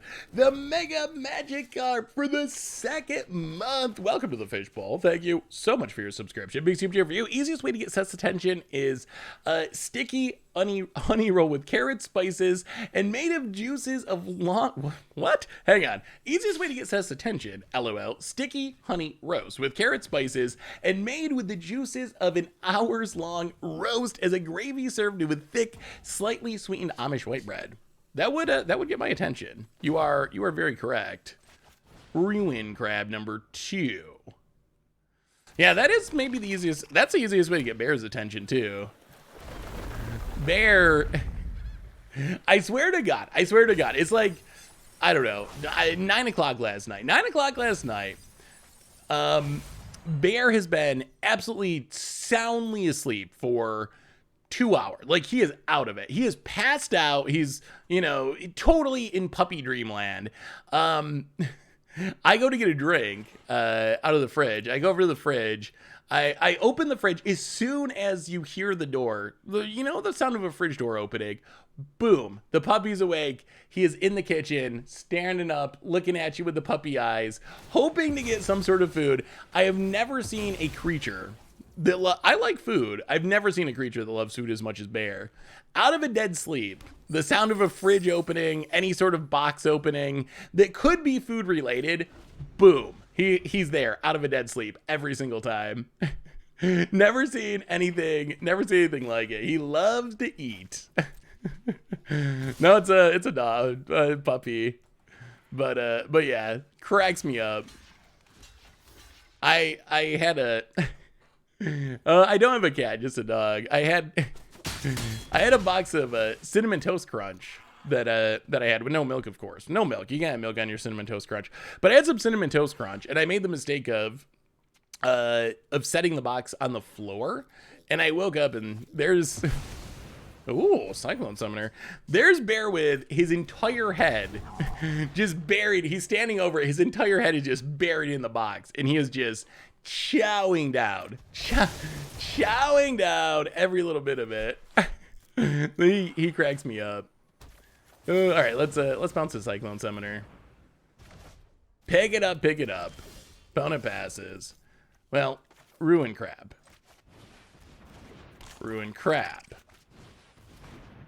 Mountain. Milieu. Tasha's Hideous Laughter. Milieu. Ooh, that was a wow. Oh, that was a good one. 1, 2, 3, 4, 5, 6, 7, 8, 9, 10, 11, 12, 13, 14, 15, 16, 17, 18, 19, 20. Ooh. Oh, that was a good one. That was a really good one. Oh, setting the box on the floor.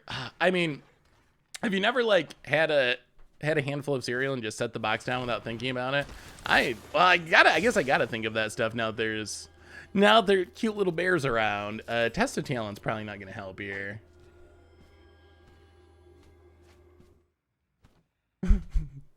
Yeah, too good for floor cereal. 3-second rule, right? 10-second rule, whatever the number is. I don't have milk on my cereal, but I do scatter it around on the floor and then pick it up and eat the pieces off the floor. That's the only way to you don't eat your cereal like that? No milk and off the floor? Seriously, really? None of you? No one?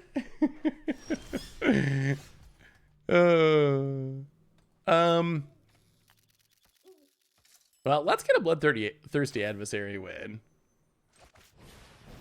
We haven't won with Bloodthirsty Adversary. Auto pay. Tasha's Hideous Laughter. Get those last 2 cards. Send a little message for bouncing our stuff. And yeah, your go.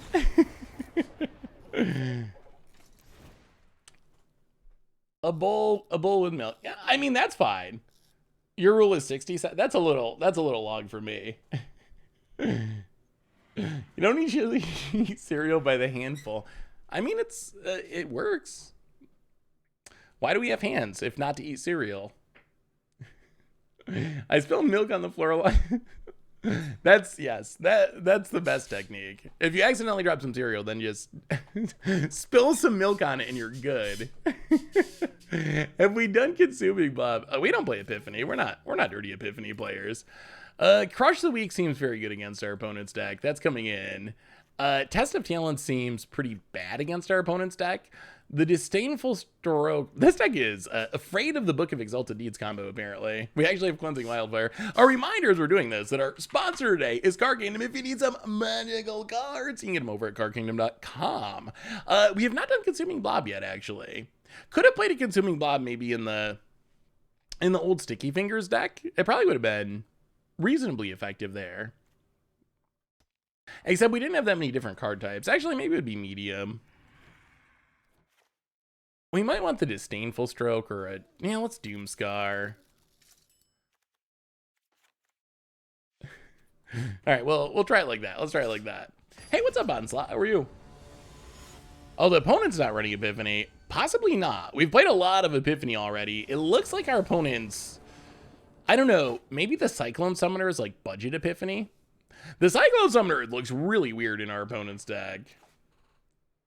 Field Everyone's gotten better. Answer to Book combo. It even mills a card. Yeah, when we update this deck after this round, I think what we're looking for is probably some Field of Ruins. Probably going mono blue. I don't know if Showdown has not been bad, but we have enough sweepers in red that I think we can just be 2-color, and I think that would improve the deck. Any changes to make with old Sticky Thing? Ooh, all right. So we get to get our crab down. That's nice. Grab one. Go. Don't kill it until we mill it. I haven't made any changes to old Sticky Fingers yet. Oh, how many of you play Pioneer? I wanted to ask you about this now that everyone's here. Hey, what's up, Quinteras? How are you?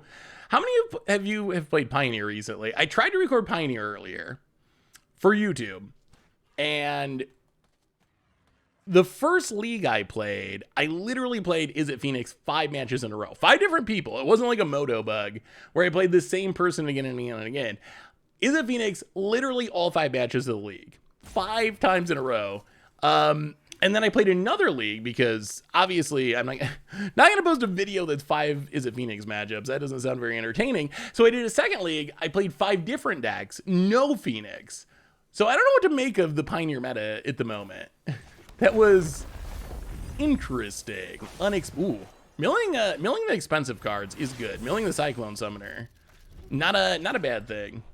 It was the first one was a no 5. The deck I was playing, I feel like we were drawing dead to Phoenix, pretty close to it. It was not even close. Well, Mountain, definitely gonna need the Showdown of the Scalds to resolve. Gonna need the card draw. Memory Deluge being instant would also be a nice upside. No?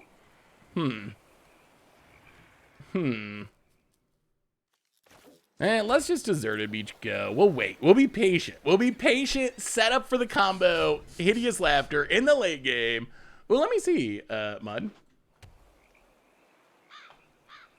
Ooh, Magda with Masquid Nexus and Arcade Adaptation is pretty spicy. Wow. Okay. Bounce? That's so brutal. Pick it up, put it back into play tapped, and this, oh my goodness, another one. This also means our opponent's tapped down, so we know we can resolve Showdown on the Scalds. That was a great turn for us. Showdown comes down. Play the land. Pass the turn. Oh, can we kick this? Oh, we can kick it. We can kick it. We can kick the Cacophony. That's like fully powered too. Opponent's got 48 cards in the deck. Oh, opponent, tap land. Shambling Gas, sure. Oh, this is going to be good. This is going to be real good. Triple Hideous Laughter. What an insane mill draw. Okay, well, kick it. You got the counter? The fact that they're firing up Hive makes me think they don't have many counters. Okay, they got it. Well, it goes back into hand. That's better than being gone forever. Yeah, the Magda deck looks fun, Mudpie. Opponent. Untaps. And environmental sciences, sure. about it. I mean, I think our opponent's in trouble. I think they might be in a smidge of trouble. These Hideous Laughters are going to do some serious work. And Galvanic. Oh my god, what a draw. What a setup. 1, 2. 1, 2, 3. Well, let's just try this again. We'll play this on blue. Cacophony. Kick it. What do you say this time? Do you have a counter? Oh, okay, another divide by 0. Sure. Mascot exhibition, that's fine, that's fine. That's acceptable. 1, 2. 1, 2, 3, 1, 2, 3. I mean, I think we can just... Do you think triple Tasha's Hideous Laughter wins? Do you think that's going to be enough to win the game here? About it. Mascot exhibition. I think we just go for it. Hits us down to 18. Well, land on red. Step 1. Galvanic iteration. Step 2. Galvanic iteration. Yes, the full combo. Step 3. Tasha's Hideous Laughter. 45 cards. Do we get them all? Ooh, all right, we hit 12. Number 2, we hit 10. Number 3, okay. Not quite lethal. Not quite. Okay, that's fine. That's fine. That was good. We milled, what? Almost 40 cards? 37? 37 cards. No, the problem with the Cacophony is it is half of the half. 1, 2. 1, 2, 3. And we'll discard the land. This Acquisitions Expert has always been 1 card for our opponent. Yeah, no, it goes twice basically. So you mill half, and then your opponent has half as many cards, and then it mills half of that. So not quite the full combo kill. There is another similar card. Wow, I'm trying to think. What is a combo that does work with milling the entire library? Fraying Sanity? Fraying Sanity and Traumatize? Because that triggers on the end step, right? Yeah. Well, okay. Hideous Laughter.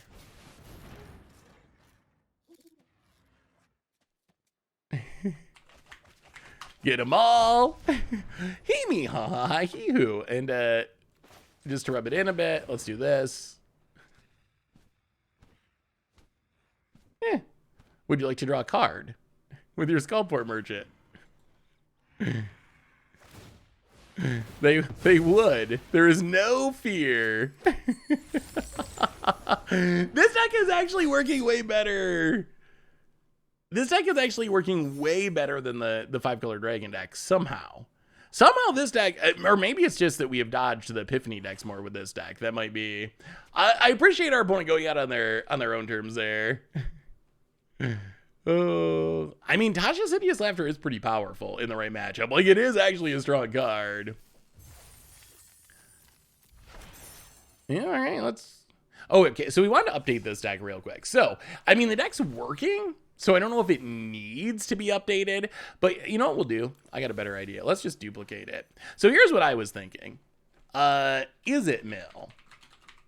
So, same idea, same cards, except I don't know if we need to be in white. We can go down the Showdown of the Skulls because we can replace it with Memory Deluge.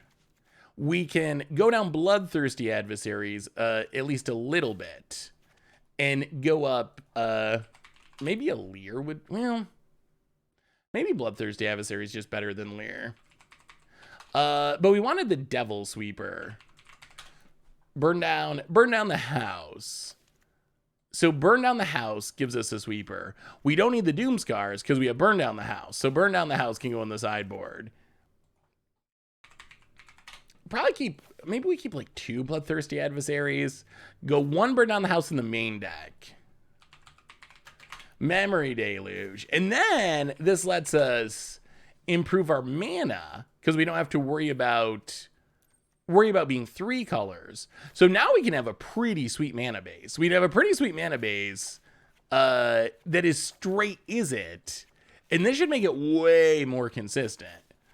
We can play, let's see, 2 Hall of the Storm Giants.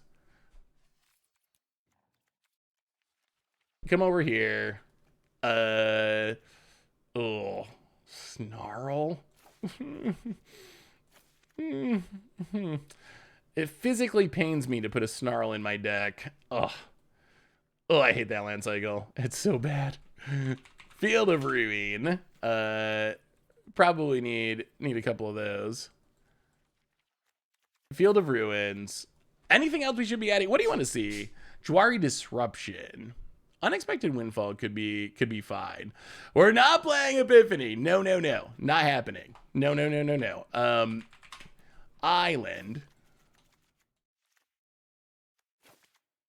Mountain. We probably need more islands. That's a little bit red heavy. How many lands? 21. Yeah, all right. So what else do you want to add? Oh, we have a pathway, don't we? Thank goodness. Thank goodness. There we go. Lava Guide pathway. That helps. Something like this. And then what else do we want to add? Mordenkainen. Can we resolve Mordenkainen is a question. Let's look at the... I don't think we need Cleansing Wildfire. We'll put a Mordenkainen in the sideboard. Only 3 Snarls. We can go... Maybe we just go down the Fjords. Those come into play tapped all the time, although they do work well with the Snarls. All right, we'll go 3 Snarls. I'm fine with that. Yeah, what MDFCs? What MDFCs can we play to add a little more to this? Is there any? And then we can get rid of the Fjords. So we need lands. Scroll through. I wish they had a better system for this than scrolling through 40 years of ever-increasing basics to get to the lands that matter. All right, come on, Arena, you can do it. Okay, oh, we made it. All right, so Dry Disruption, that seems worth it.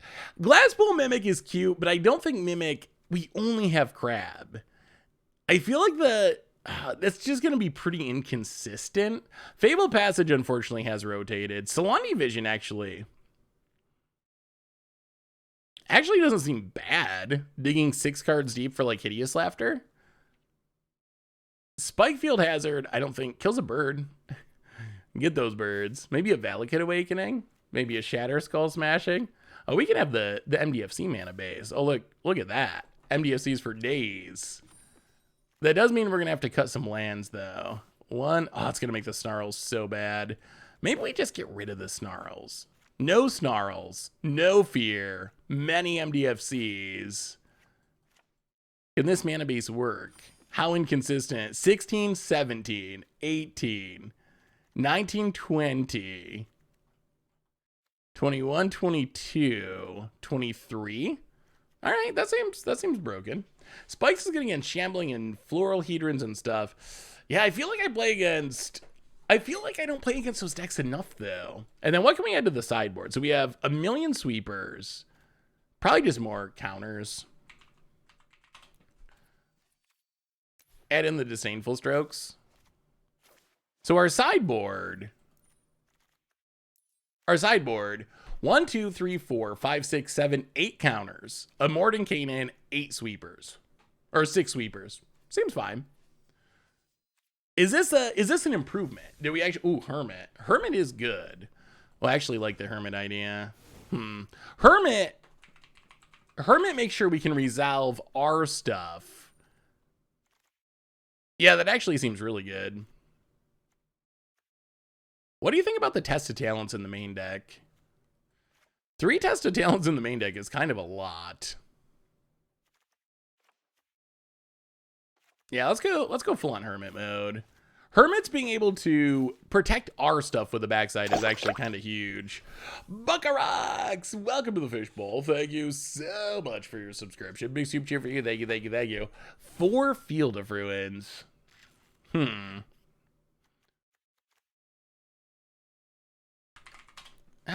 about one more? Let's go 3. I'm a little concerned. We'll go down one Hall of the Storm Giants. I'm a little concerned about the potential inconsistency of the MDFC heavy mana base. Like, if it's too clunky, then we'll end up dropping some MDFCs and playing more dual lands. Why aren't we playing the deck called A? That's actually old Sticky. That's actually the old Sticky Fingers deck. One thing I realized is I like make a deck for Against the Odds. Or no, not old Sticky Fingers. It's Skeleton Tribal. So I made Skeleton Tribal for yesterday's Budget Magic, which actually turned out really sweet, and you can see on the YouTube. So I made Skeleton Tribal. I was recording it, and then I realized we do streams, and people see all my deck list names. So I was afraid people were gonna like snipe it and figure out what the deck was and want to see it on stream when I wanted to save it for YouTube. So I just changed it to a nonsensical title, essentially, just to hide it. Hey, thank you, Mr. Smiley. Welcome to the stream. Yeah, TikTok's something new we've been messing around with. So I'm glad you watch it.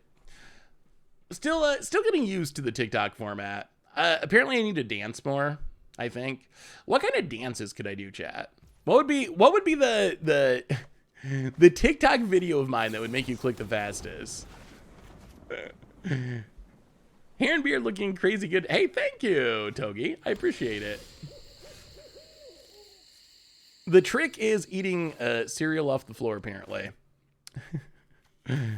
That's what we've learned. That's what we've learned today. Ooh, gruel, eh? Well, Valakut, go. About it. I mean, the TikToks are sort of similar, well, the same actually, as like the YouTube shorts. If you've seen the YouTube shorts, but yeah, those are also on TikTok. So they kind of do double duty. They're YouTube shorts and also,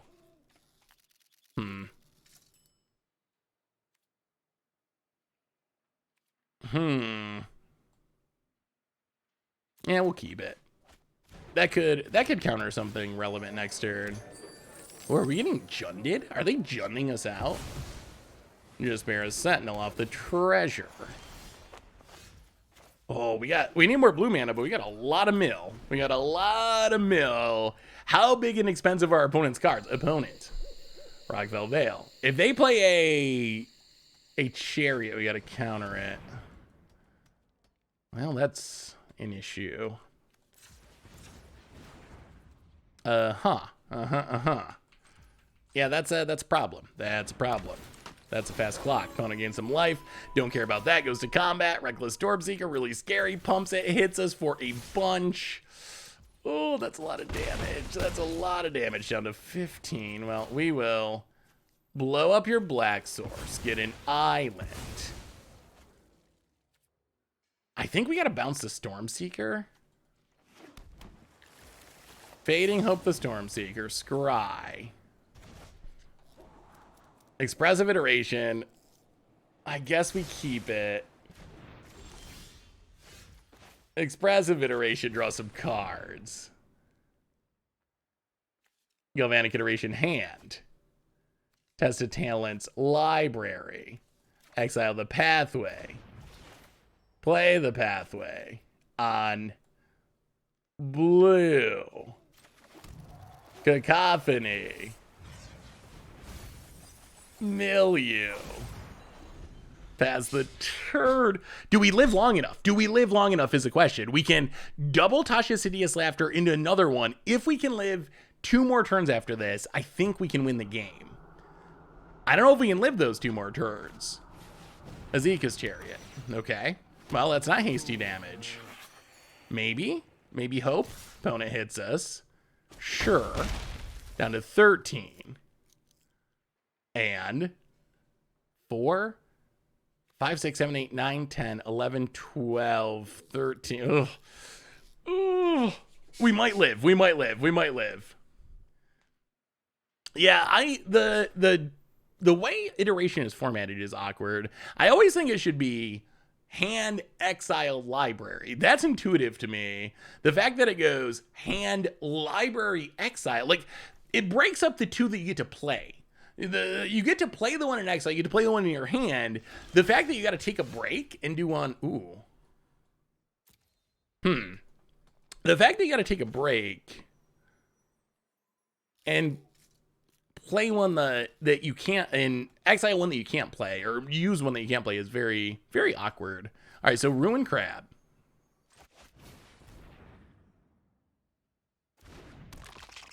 Jwari Disruption Milieu.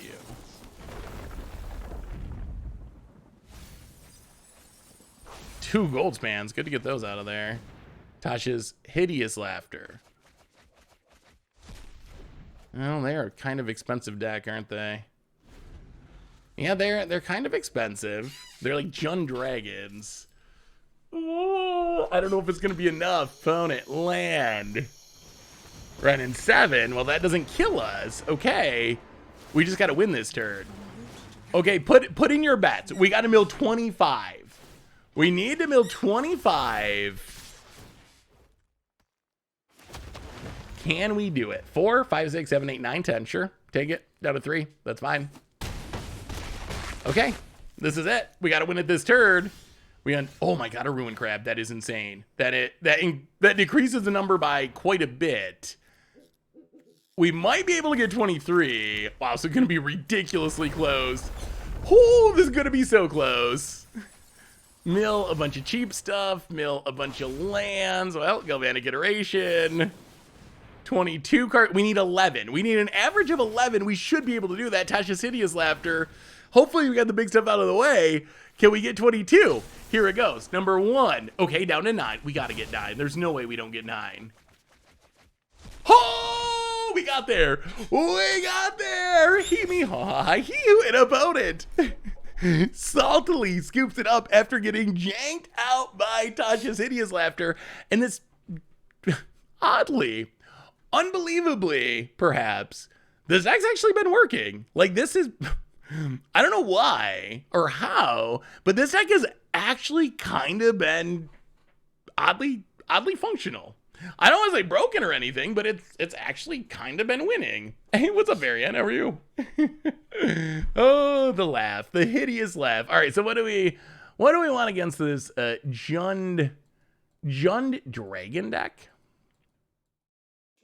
Probably burn down the house. More sweepers. Probably Disdainful Stroke. No Test of Talents. Test of Talents is pretty much only good against Epiphany. Why are we in this view? Maybe we could bring in Mordenkainen. If we can find room. The negates are fine. Fading Hope. I guess Fading Hope's not bad against the Indestructible Dragon. And it's just like a solid tempo play. All right, Bloodthirsty Adversary can go. Is Mordenkainen good enough?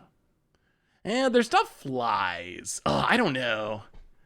Cut Valakut. I don't know. It's counted as a land. 16, 17. We only have 23, right? 16, 17, 18, 19. 20, 21, 22, 23. Yeah, like every one of our MDFCs is counted as a land, so I don't think we can really afford to go down to 22 lands. I think we gotta keep it. Ooh, what is our last cut? I actually have no idea. You need more lands? 23. 23 is perfect. I mean, we got considers. We got considers to get there. We're greedy. We don't believe in London mulligans. So that means that we play less lands. But really though, we have a bunch of cantrips. Kind of Xerox theory. All right. We got a sideboard or we're gonna die. Yeah, we'll go down one counter. I don't know if that's correct, but yeah, cutting the Deluge could be worth it. Although it is really nice at finding our combo pieces. Who was it that suggested adding more lands? In hindsight, Perhaps you were not fully off base. Yeah, that sounds fine. Got the iteration, got the hideous laughter. We will put a Seagate restoration to the bottom. All right, give us a crab. How about a crab? Saw your Changeling Tribal Meme and Dream post. What about Miro Regery over Feline Sovereign? I think Miro Regery could be a good option. That is a very powerful lord. The tap or untap ability is really good. It might be on your side, Relich. The stream, oh, we needed that. We had plans for that opponent with their duress. Is it lagging a bit? Interesting. Yeah, it looks good on my side. Strange. Well, land on blue. Go. I do love getting people drawer disruption.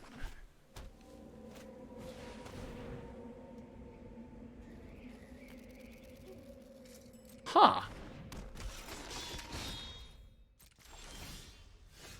Did our opponent really just look at our hand and then look at our hand with duress and then play around Dwyer Disruption that was not in our hand when they duressed? Interesting. Interesting. Yeah, the Magda style looks sweet. The Kaldheim style is a pretty good one. I gotta do a tier ranking of showcase card styles. I feel like Kaldheim would be in the top-ish of tiers.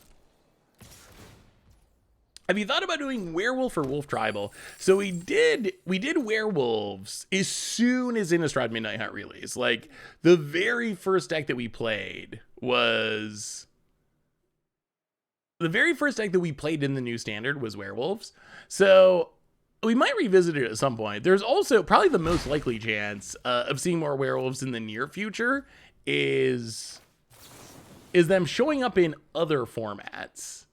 I think that might be the potential, like historic werewolves, modern pioneer, something like that. Really enjoyed the podcast that just came out. Hey, thank you, Instincts. Yeah, it was a fun one. I enjoyed it too. Do we want the cacophony at the moment?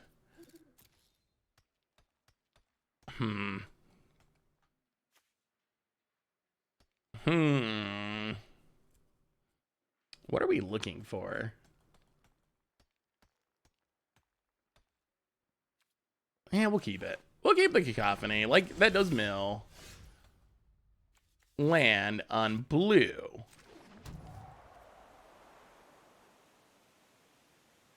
Pass the turn.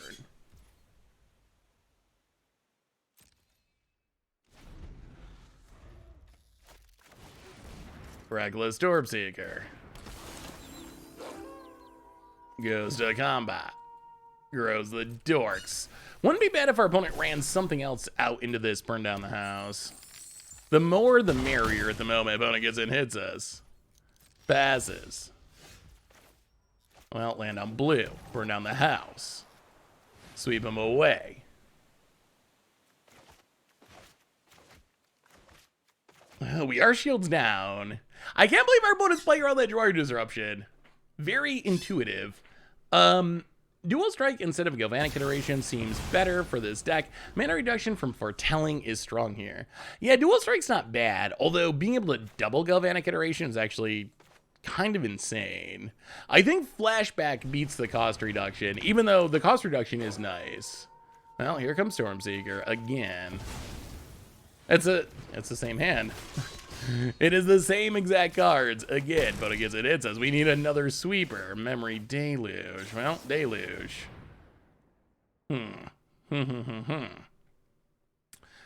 Death is coming quickly. Okay. Those were not very good cards. Yeah, not looking great. Not looking great. Magda's proven itself to be better in standard than I thought. This is standard. Innkeeper. Opponent. Killing us. So, I mean, I guess we gotta basically top deck burn down the house. And even that, I don't know if it's enough. We do have expressive iteration. We could hit it off. Ugh, we need a red source too. Well, we'll see. We'll see about it. Please die. Or at least stop killing us for a minute. So we just want Amelia. We just want Amelia. Hey, what's up, F? How are you? Here's a mid-range deck. More copying. Well, iteration. We need a red source. Burn down the house. Right now? Maybe?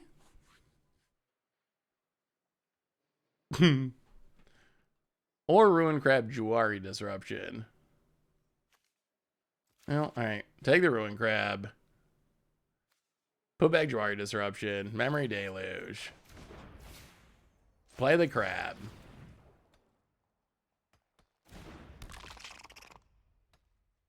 Yeah. Alright. Dead. Dead. I mean, I think there could be werewolves in Crimson Vow. Here's a mid-range deck that has been able to beat Epiphany pretty consistently. Ooh, let me see, DJ. Yeah. Do we want Crush the Week? We'll bring in one Crush the Week. It doesn't get rid of the Hasty Werewolf, but Ranger mid-range. Ooh. Yeah, I mean, I could see some sort of... I mean, if you'd be fast enough, some sort of green-white aggro could possibly get there. Augur of Autumn's an interesting card. I feel like it should be powerful, but it hasn't really done much yet. I don't know. I hope it gets its day to shine. It is pretty fragile to removal. Yeah, the deck looks sweet. Well, we got the burn down the house. All right, we'll keep this. We'll keep it. Don't arrest his opponent. We just want Amelia out. It's not going to hurt at all. Yeah, so what do you think Crimson Vow is going to be like? I expect it to be... My expectation is it's going to be essentially like the first Innistrad set. Take two. Like, maybe a little bit more of a... All right, there's the mill. Takes the burn down the house. Maybe a little bit more of a focus on werewolves or on vampires, but I think it's going to be very similar. About it. New Edgar. New Edgar is a pretty good bet. I could see New Edgar. I could see... I mean, we already know Olivia. It's Olivia Valderen's wedding, right? Do we know who Olivia Valderen is getting married to?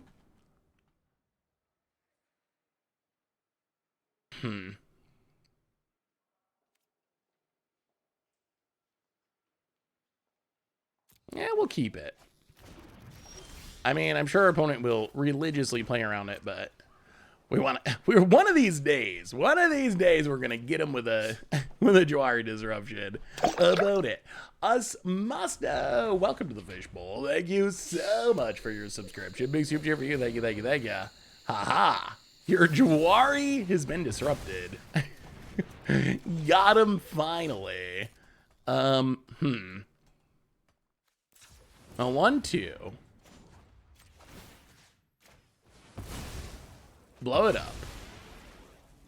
Get an island.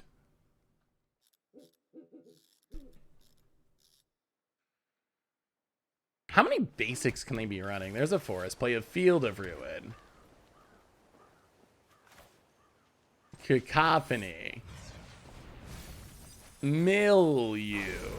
Oh, is that Go Blank? Oh, Go Blank would be rough. We don't really want to get hit by a Go Blank. About it. 41 cards left. Need a way to copy this hideous laughter. We got a shot. Look at the flavor text of Faithful Absence. I think it's the person Soren found missing. Wait, Soren found someone missing? Baron Senger. That'd be some old school spice. Well, Fading Hope. Actually, we gotta do this first, right? Let's Field of Ruin. Blow up the red source. Can we get a strip mine? Grab the island. Oh, opponent does have more mana. I'll bounce the Magda Scry. Shatter. Ooh. 1, 2. Well, that might be worth it. Let's keep it.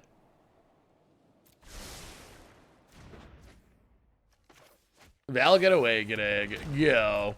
We need some card draw. We need a memory deluge, and we need it soon. About it. Go to combat. It's us. Sure.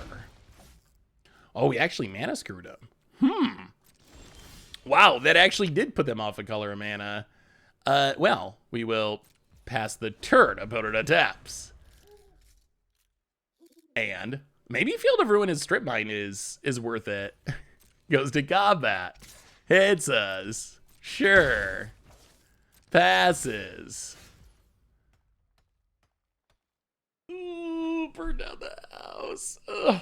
Oh, do we want to cast it? We could make Devils.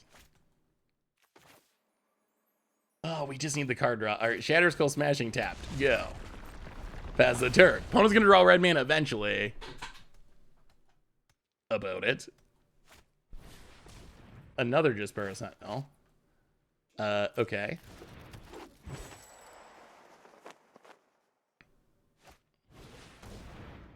Reckless Stormseeker. Goes to combat. Yeah. Gonna hit us. Well, we get to burn down the house. We do need the card draw, though. That's the main thing we need. Oh, Eminence. Eminence is one of the worst mechanics they've ever made. Oh, so I hate... Ugh, such a bad mechanic. I really... we've talked about this many times before, but you gotta be able to interact with everything. And the problem with Eminence is... Oh. That could be good eventually. The problem with Eminence is you just can't... You can't interact with it. It's uninteractable. Sweep the board. Well, one more land for Seagate Restoration would be some card drawing. At least a bit. Opponent passes. Consider. We'll keep the land. We'll play the land to try to set up for Seagate Restoration past the turn. Opponent, do they finally find their way out of this? Jespera Sentinel. Sure. Passes. Well, give us those cards. Give us those sweet, sweet cards, MDFC. Oh, that's good. That's very good. Play the land. Pass the turn. Oh, we're getting there. We just keep winning. We just keep winning with this deck. Abaro isn't exactly overpowered, though. That's true. Although most of the other ones were pretty overpowered. And I think you can still not be... I think a card cannot be overpowered, and the mechanic on the card can still be not a good one. I think just, in general, I want my Magic to be able to interact with it. Like, that's one of the reasons I'm not a huge fan of emblems, or I'm not a huge fan of the fact that emblems can't be interacted with. Can I copy your deck? Yeah, that's why we play these decks. We play these decks for everyone, so by all means. If we ever play a deck and you think it's interesting, grab it and play it and have fun with it. That's what Magic's all about. So, let's Expressive Iteration. Well, okay. Memory Deluge hand. Burn down the house library. Memory Deluge exile. Cast Memory Deluge. There it is. Galvanic Iteration. And a... Do we play a land this turn? I can't even remember. Well, take the land. We did not. So land on blue. For Tal. Well, we're going to set up for... We're going to set up to do this all in one turn, I think. Our opponent just cannot find a land. Well, actually, we strip mine them. Like, killing the red mana with the Field of Ruin. Whoever suggested the Field of Ruin gets a bonus point. Yeah, that's, I mean, I'm always I'm overjoyed, flattered when anyone wants to play a deck that I made. I don't know. I don't really believe in deck ownership. I know some people get really bent out of shape about, oh, I made this deck or whatever. I mean, I don't really see it that way. I think Magic's a game. Could you imagine, like, playing Monopoly and being mad about someone, I don't know, having Boardwalk or something? Like, it's silly. Like, the order you played your cards in Monopoly or whatever, the way you got the money out of the bank. So it's a game. It's to have fun, and you should play whatever deck you find fun. That is the bottom line for me. So 1-2, 1-2. Opponent's got I think we can do it here. We could Memory Deluge first. Yeah, we can wait one more turn. Memory Deluge. Let's get a land. Galvanic Iteration. Land. Play a crab. Play a land. I mean, we're just... Wow, we milled the lands they desperately needed. We're just trying to set up for the ultimate mill turn. And I think next turn is 1, 2, 3. So we need that for Tasha's Hideous Laughter. 1, 2. 1, 2. 1. Oh my goodness, this is going to be so good. This is going to be so good. This is going to be so sweet. Opponent, Azika's Chariot, finally hits their land. Watch this. Watch this. Watch this. Opponent. Going to pass. I mean, we might as well Fading Hope. Oh, we get to Galvanic Iteration so many times. Bounce. You. Scry. 1, 2. 1, 2.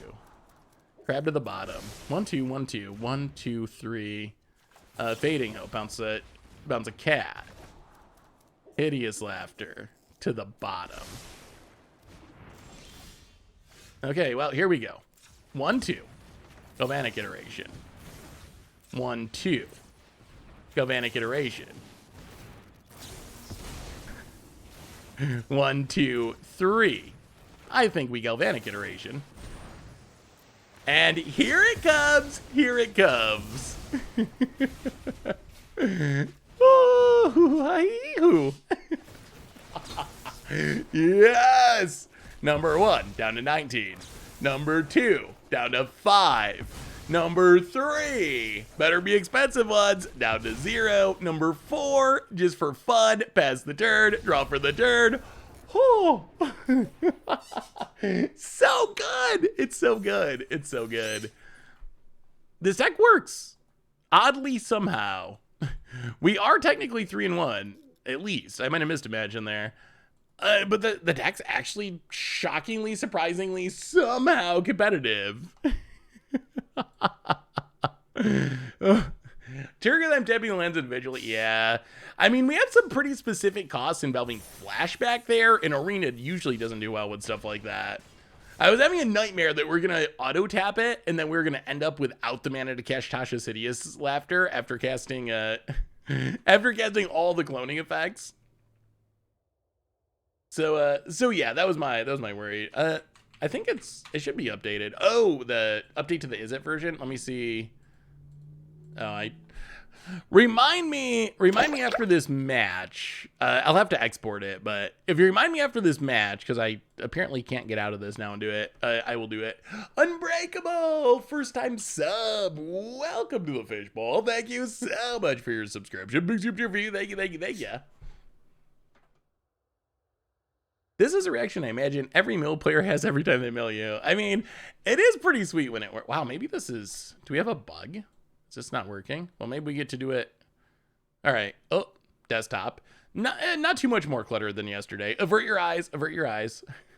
From the messy desktop. All right, I'll export the deck list real quick, since we had to restart it anyway. So after listening to yesterday's podcast, where you stand in your chair and start laughing at your opponent. So after listening to yesterday's podcast, is this where you stand on your chair and start laughing at your opponent? Yeah, look up, I swear, look up those old videos. It's actually, that's actually a really good question, and we haven't talked about it yet. Why is this popping up? And we haven't talked about it yet. Look up old videos of Magic from the 90s, because it is a lot different. The way they're bantering, the way they're standing, all that stuff is just so much different. But that's actually a really good question that came up on the podcast. Do you think that Magic could have a heel? Do you think that would the Magic community be able to deal with it? Like, we're talking like WWF or like some sort of, trash talking, or I think the closest that there was...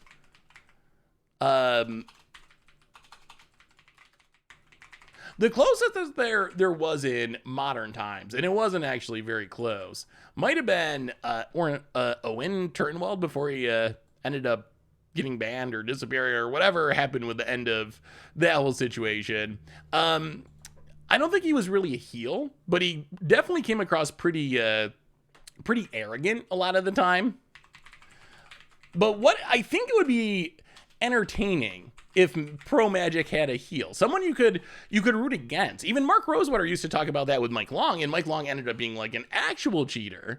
But so that probably wasn't the best person to have be a heel, because I think you want the heel to actually be like, definitely not be a cheater. We don't want anyone who's a cheater to be playing professional Magic, but I think you need them to be like kind of an okay person that also to some extent plays the role of being the heel.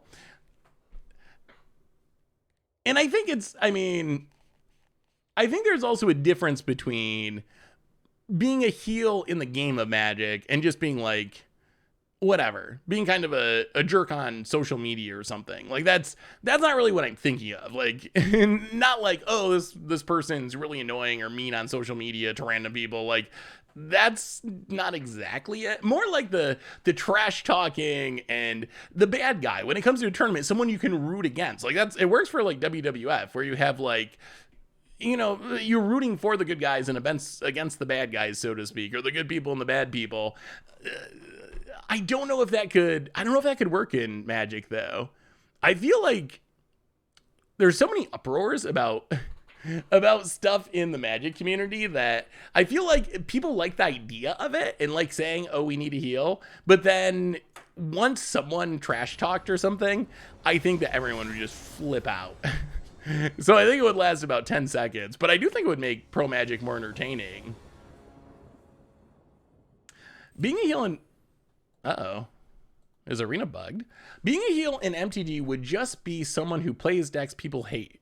Well, I was thinking more like the personality. More the personality, but within the game, not just like being a jerk, but kind of the trash talking, kind of like in pro sports. I don't know how much you know about like pro sports, but some of those people are pretty over the top with like getting in their opponent's heads, trash talking, trying to like throw them off their game.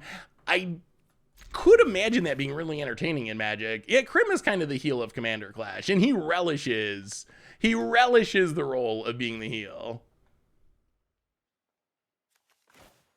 And then you have some people that are going to root for the heel, which is also part of what makes it interesting. I mean, pro Magic players pretty much all know each other too. I think for the large, to a large extent, like definitely when the MPL was a thing or whatever, everyone in the MPL knew each other. If you were at like a GP in round 3 or something, in open tournament like that, that could not necessarily be the case then, but. So who would be the face? I don't even know who would make a good heel. You clearly didn't play Magic in the 90s.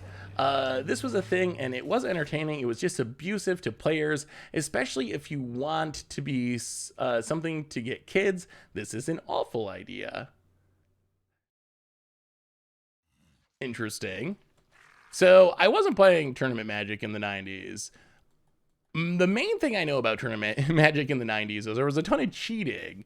I don't really know about the heel aspect of it. I know that Mark Rosewater talked about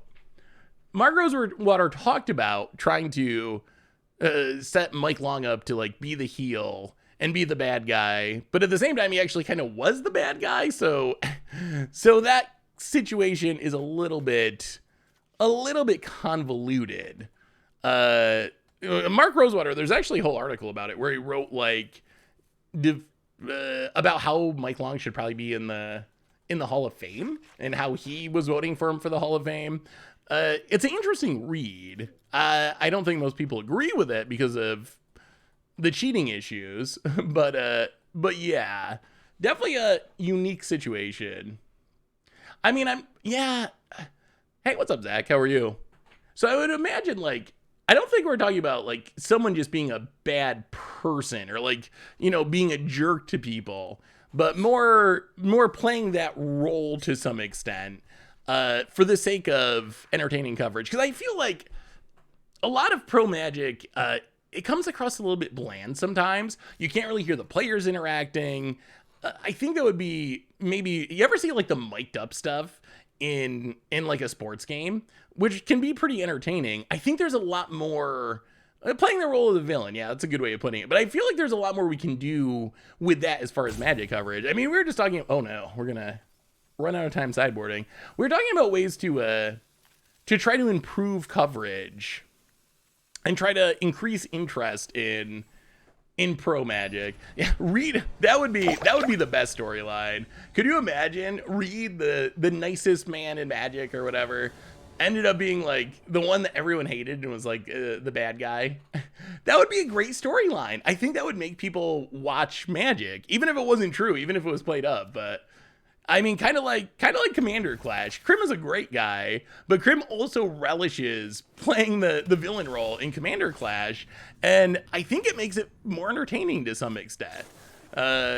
So yeah, Psychologist, welcome to the Fishbowl. Thank you so much for your subscription. Big super cheer for you. Thank you. Ranger Class A.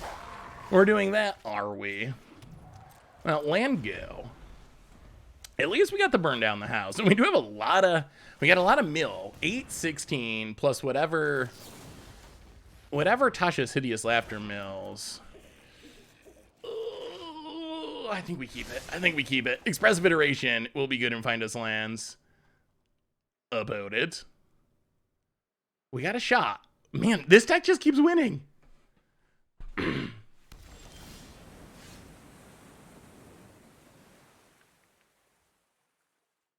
Does Rudy from Alpha Investments play Magic every? Oh, what did you think about? What did you think about that scenario? I don't think we actually talked about that. We've talked a little bit about Flesh and Blood. We talked a little bit about Flesh and Blood. What did you think? If you even saw this, what did you think of the Flesh and Blood? Oh no. Oh. Well, apparently we should not have trusted. We should not have trusted that this Expressive Iteration was going to find us our land. Ooh, that one hurts. That one hurts a lot. What did you think of the Flesh and Blood? What's a wrestler who you think is a good heel? Unfortunately, I don't really know about WWF that much. I know that there are heels, and that wrestlers sometimes go from being good to being bad, and that's part of the whole way professional wrestling works. But I've never been like a WWE or WWF fan, so I couldn't actually like list off the heels of wrestling. I just that's not my hobby. Yeah, so what did you think about the Flesh and Blood promo? Eliska. So if you missed the story, basically Rudy from Alpha Investments had 1,500 exclusive promos that were kind of the equivalent of being Silver Border in that they're not tournament legal. Kind of the equivalent of Silver Border MTG cards. But he was given, oh my god, we can't hit a land to save our lives.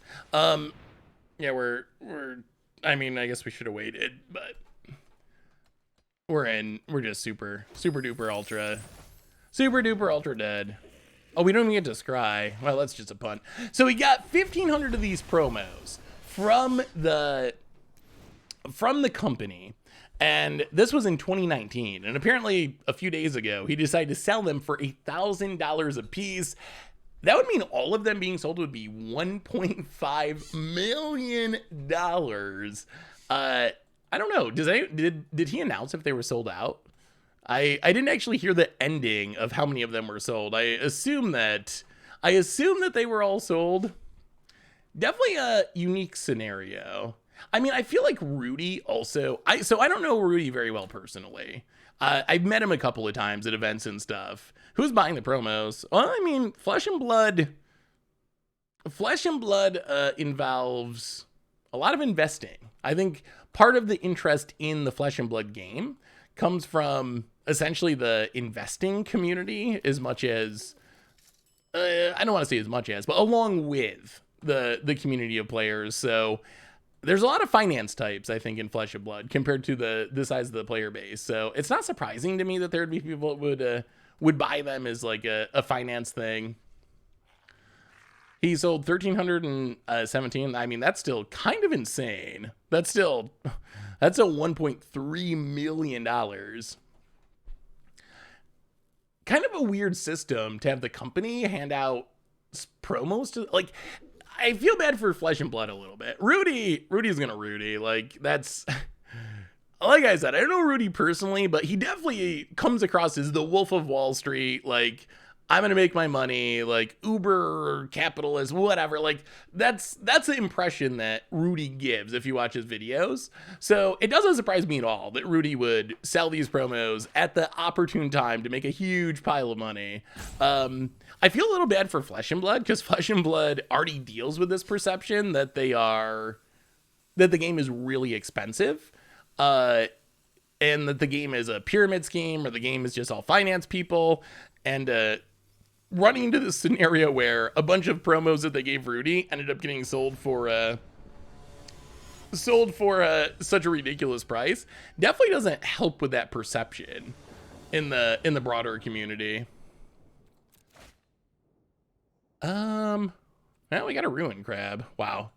Field of Ruins, 4 days. All right. Well, Ruin Crab, Field of Ruin. Let's see if that works. Otherwise, I don't know. Maybe they turn into strip mines quickly enough.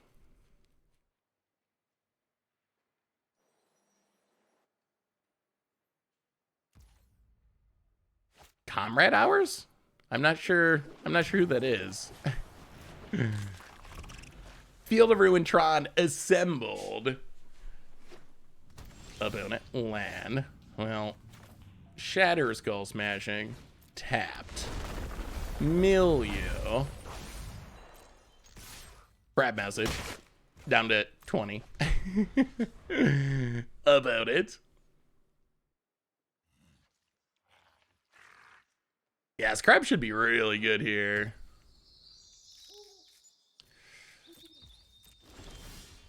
Yeah, I'm not actually 100% sure on Flesh and Blood drop rates. I do know that I've read a couple of things where they have talked about wanting the game to be collectible, quote unquote. So I think part of their goal is to have at least some cards be expensive. I'll blow up the land. The crab's doing work. The crab's doing work. Get a island. 1 in 40 boxes. So are Fabled, are they unique cards? Or is that just or is Fabled just a skin? Is it kind of like a masterpiece in Magic? Or is Fabled like a rarity? Well, bounce that. Scry. Well, we'll keep another Fading Hope. Keep doing that. Pass the turn on tap. Field of Ruin. Milieu. Field of Ruin. Blow up your blue source. Get a land. Milieu. 37, 34. The Crab of the Year. Milieu. Still gonna need some card draw, or like a Hideous Laughter or something. Opponent untaps. It flips from day to night. And oh, Fables are unique? Ooh. Wait, so there's a unique card. So it'd be like super duper ultra mythics, basically. So there's unique cards that you need to play the game that are 1 in 40 boxes. How expensive are those cards? They gotta be ridiculously expensive, right? That sounds like maybe not the absolute best. The absolute best release model to me. Like, that is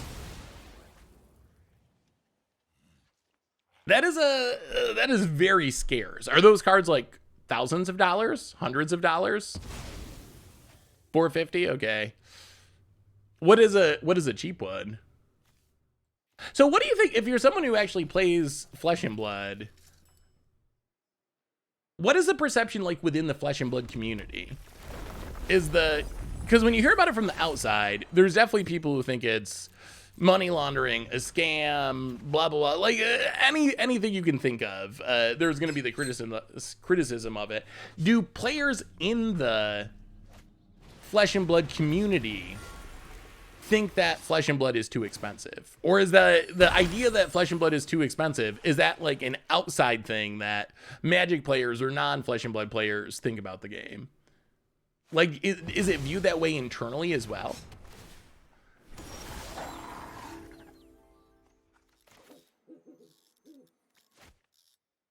$24. Wow. Wow. Oh. Oh. Oh, come on. Not good enough. That was a bad one. That was a real bad one.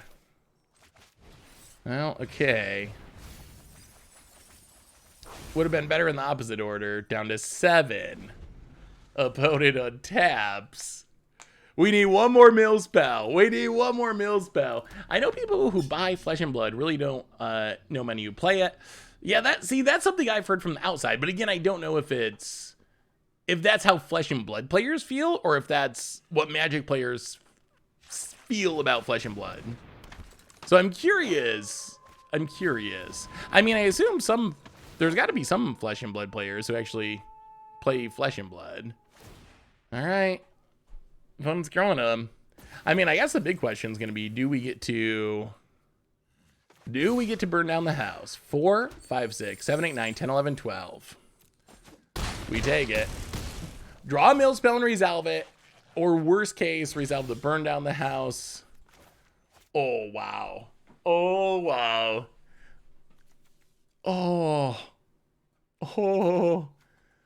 Oh, this is so interesting. So if we expressive iteration, Tasha's Hideous Laughter wins the game. Maddening Cacophony wins the game. Crab 2+ land wins the game. So that's 9 cards out of 44 that win us the game. So we're like a little around 20% to win the game. The other option is to burn down the house, try to sweep the board. The problem is we lose to another Goldspan Dragon off the top.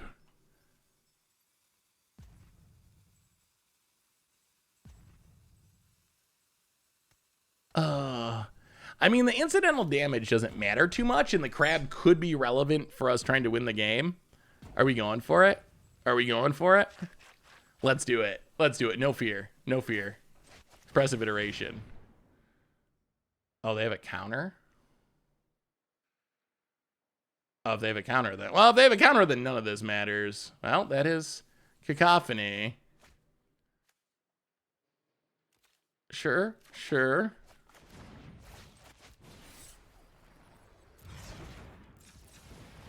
Cacophony. We hit it. Do they have a counter off this Goldspan Dragon? Does old Busty save the day with the treasure mana? We kept him off blue, but we can't keep him off treasures.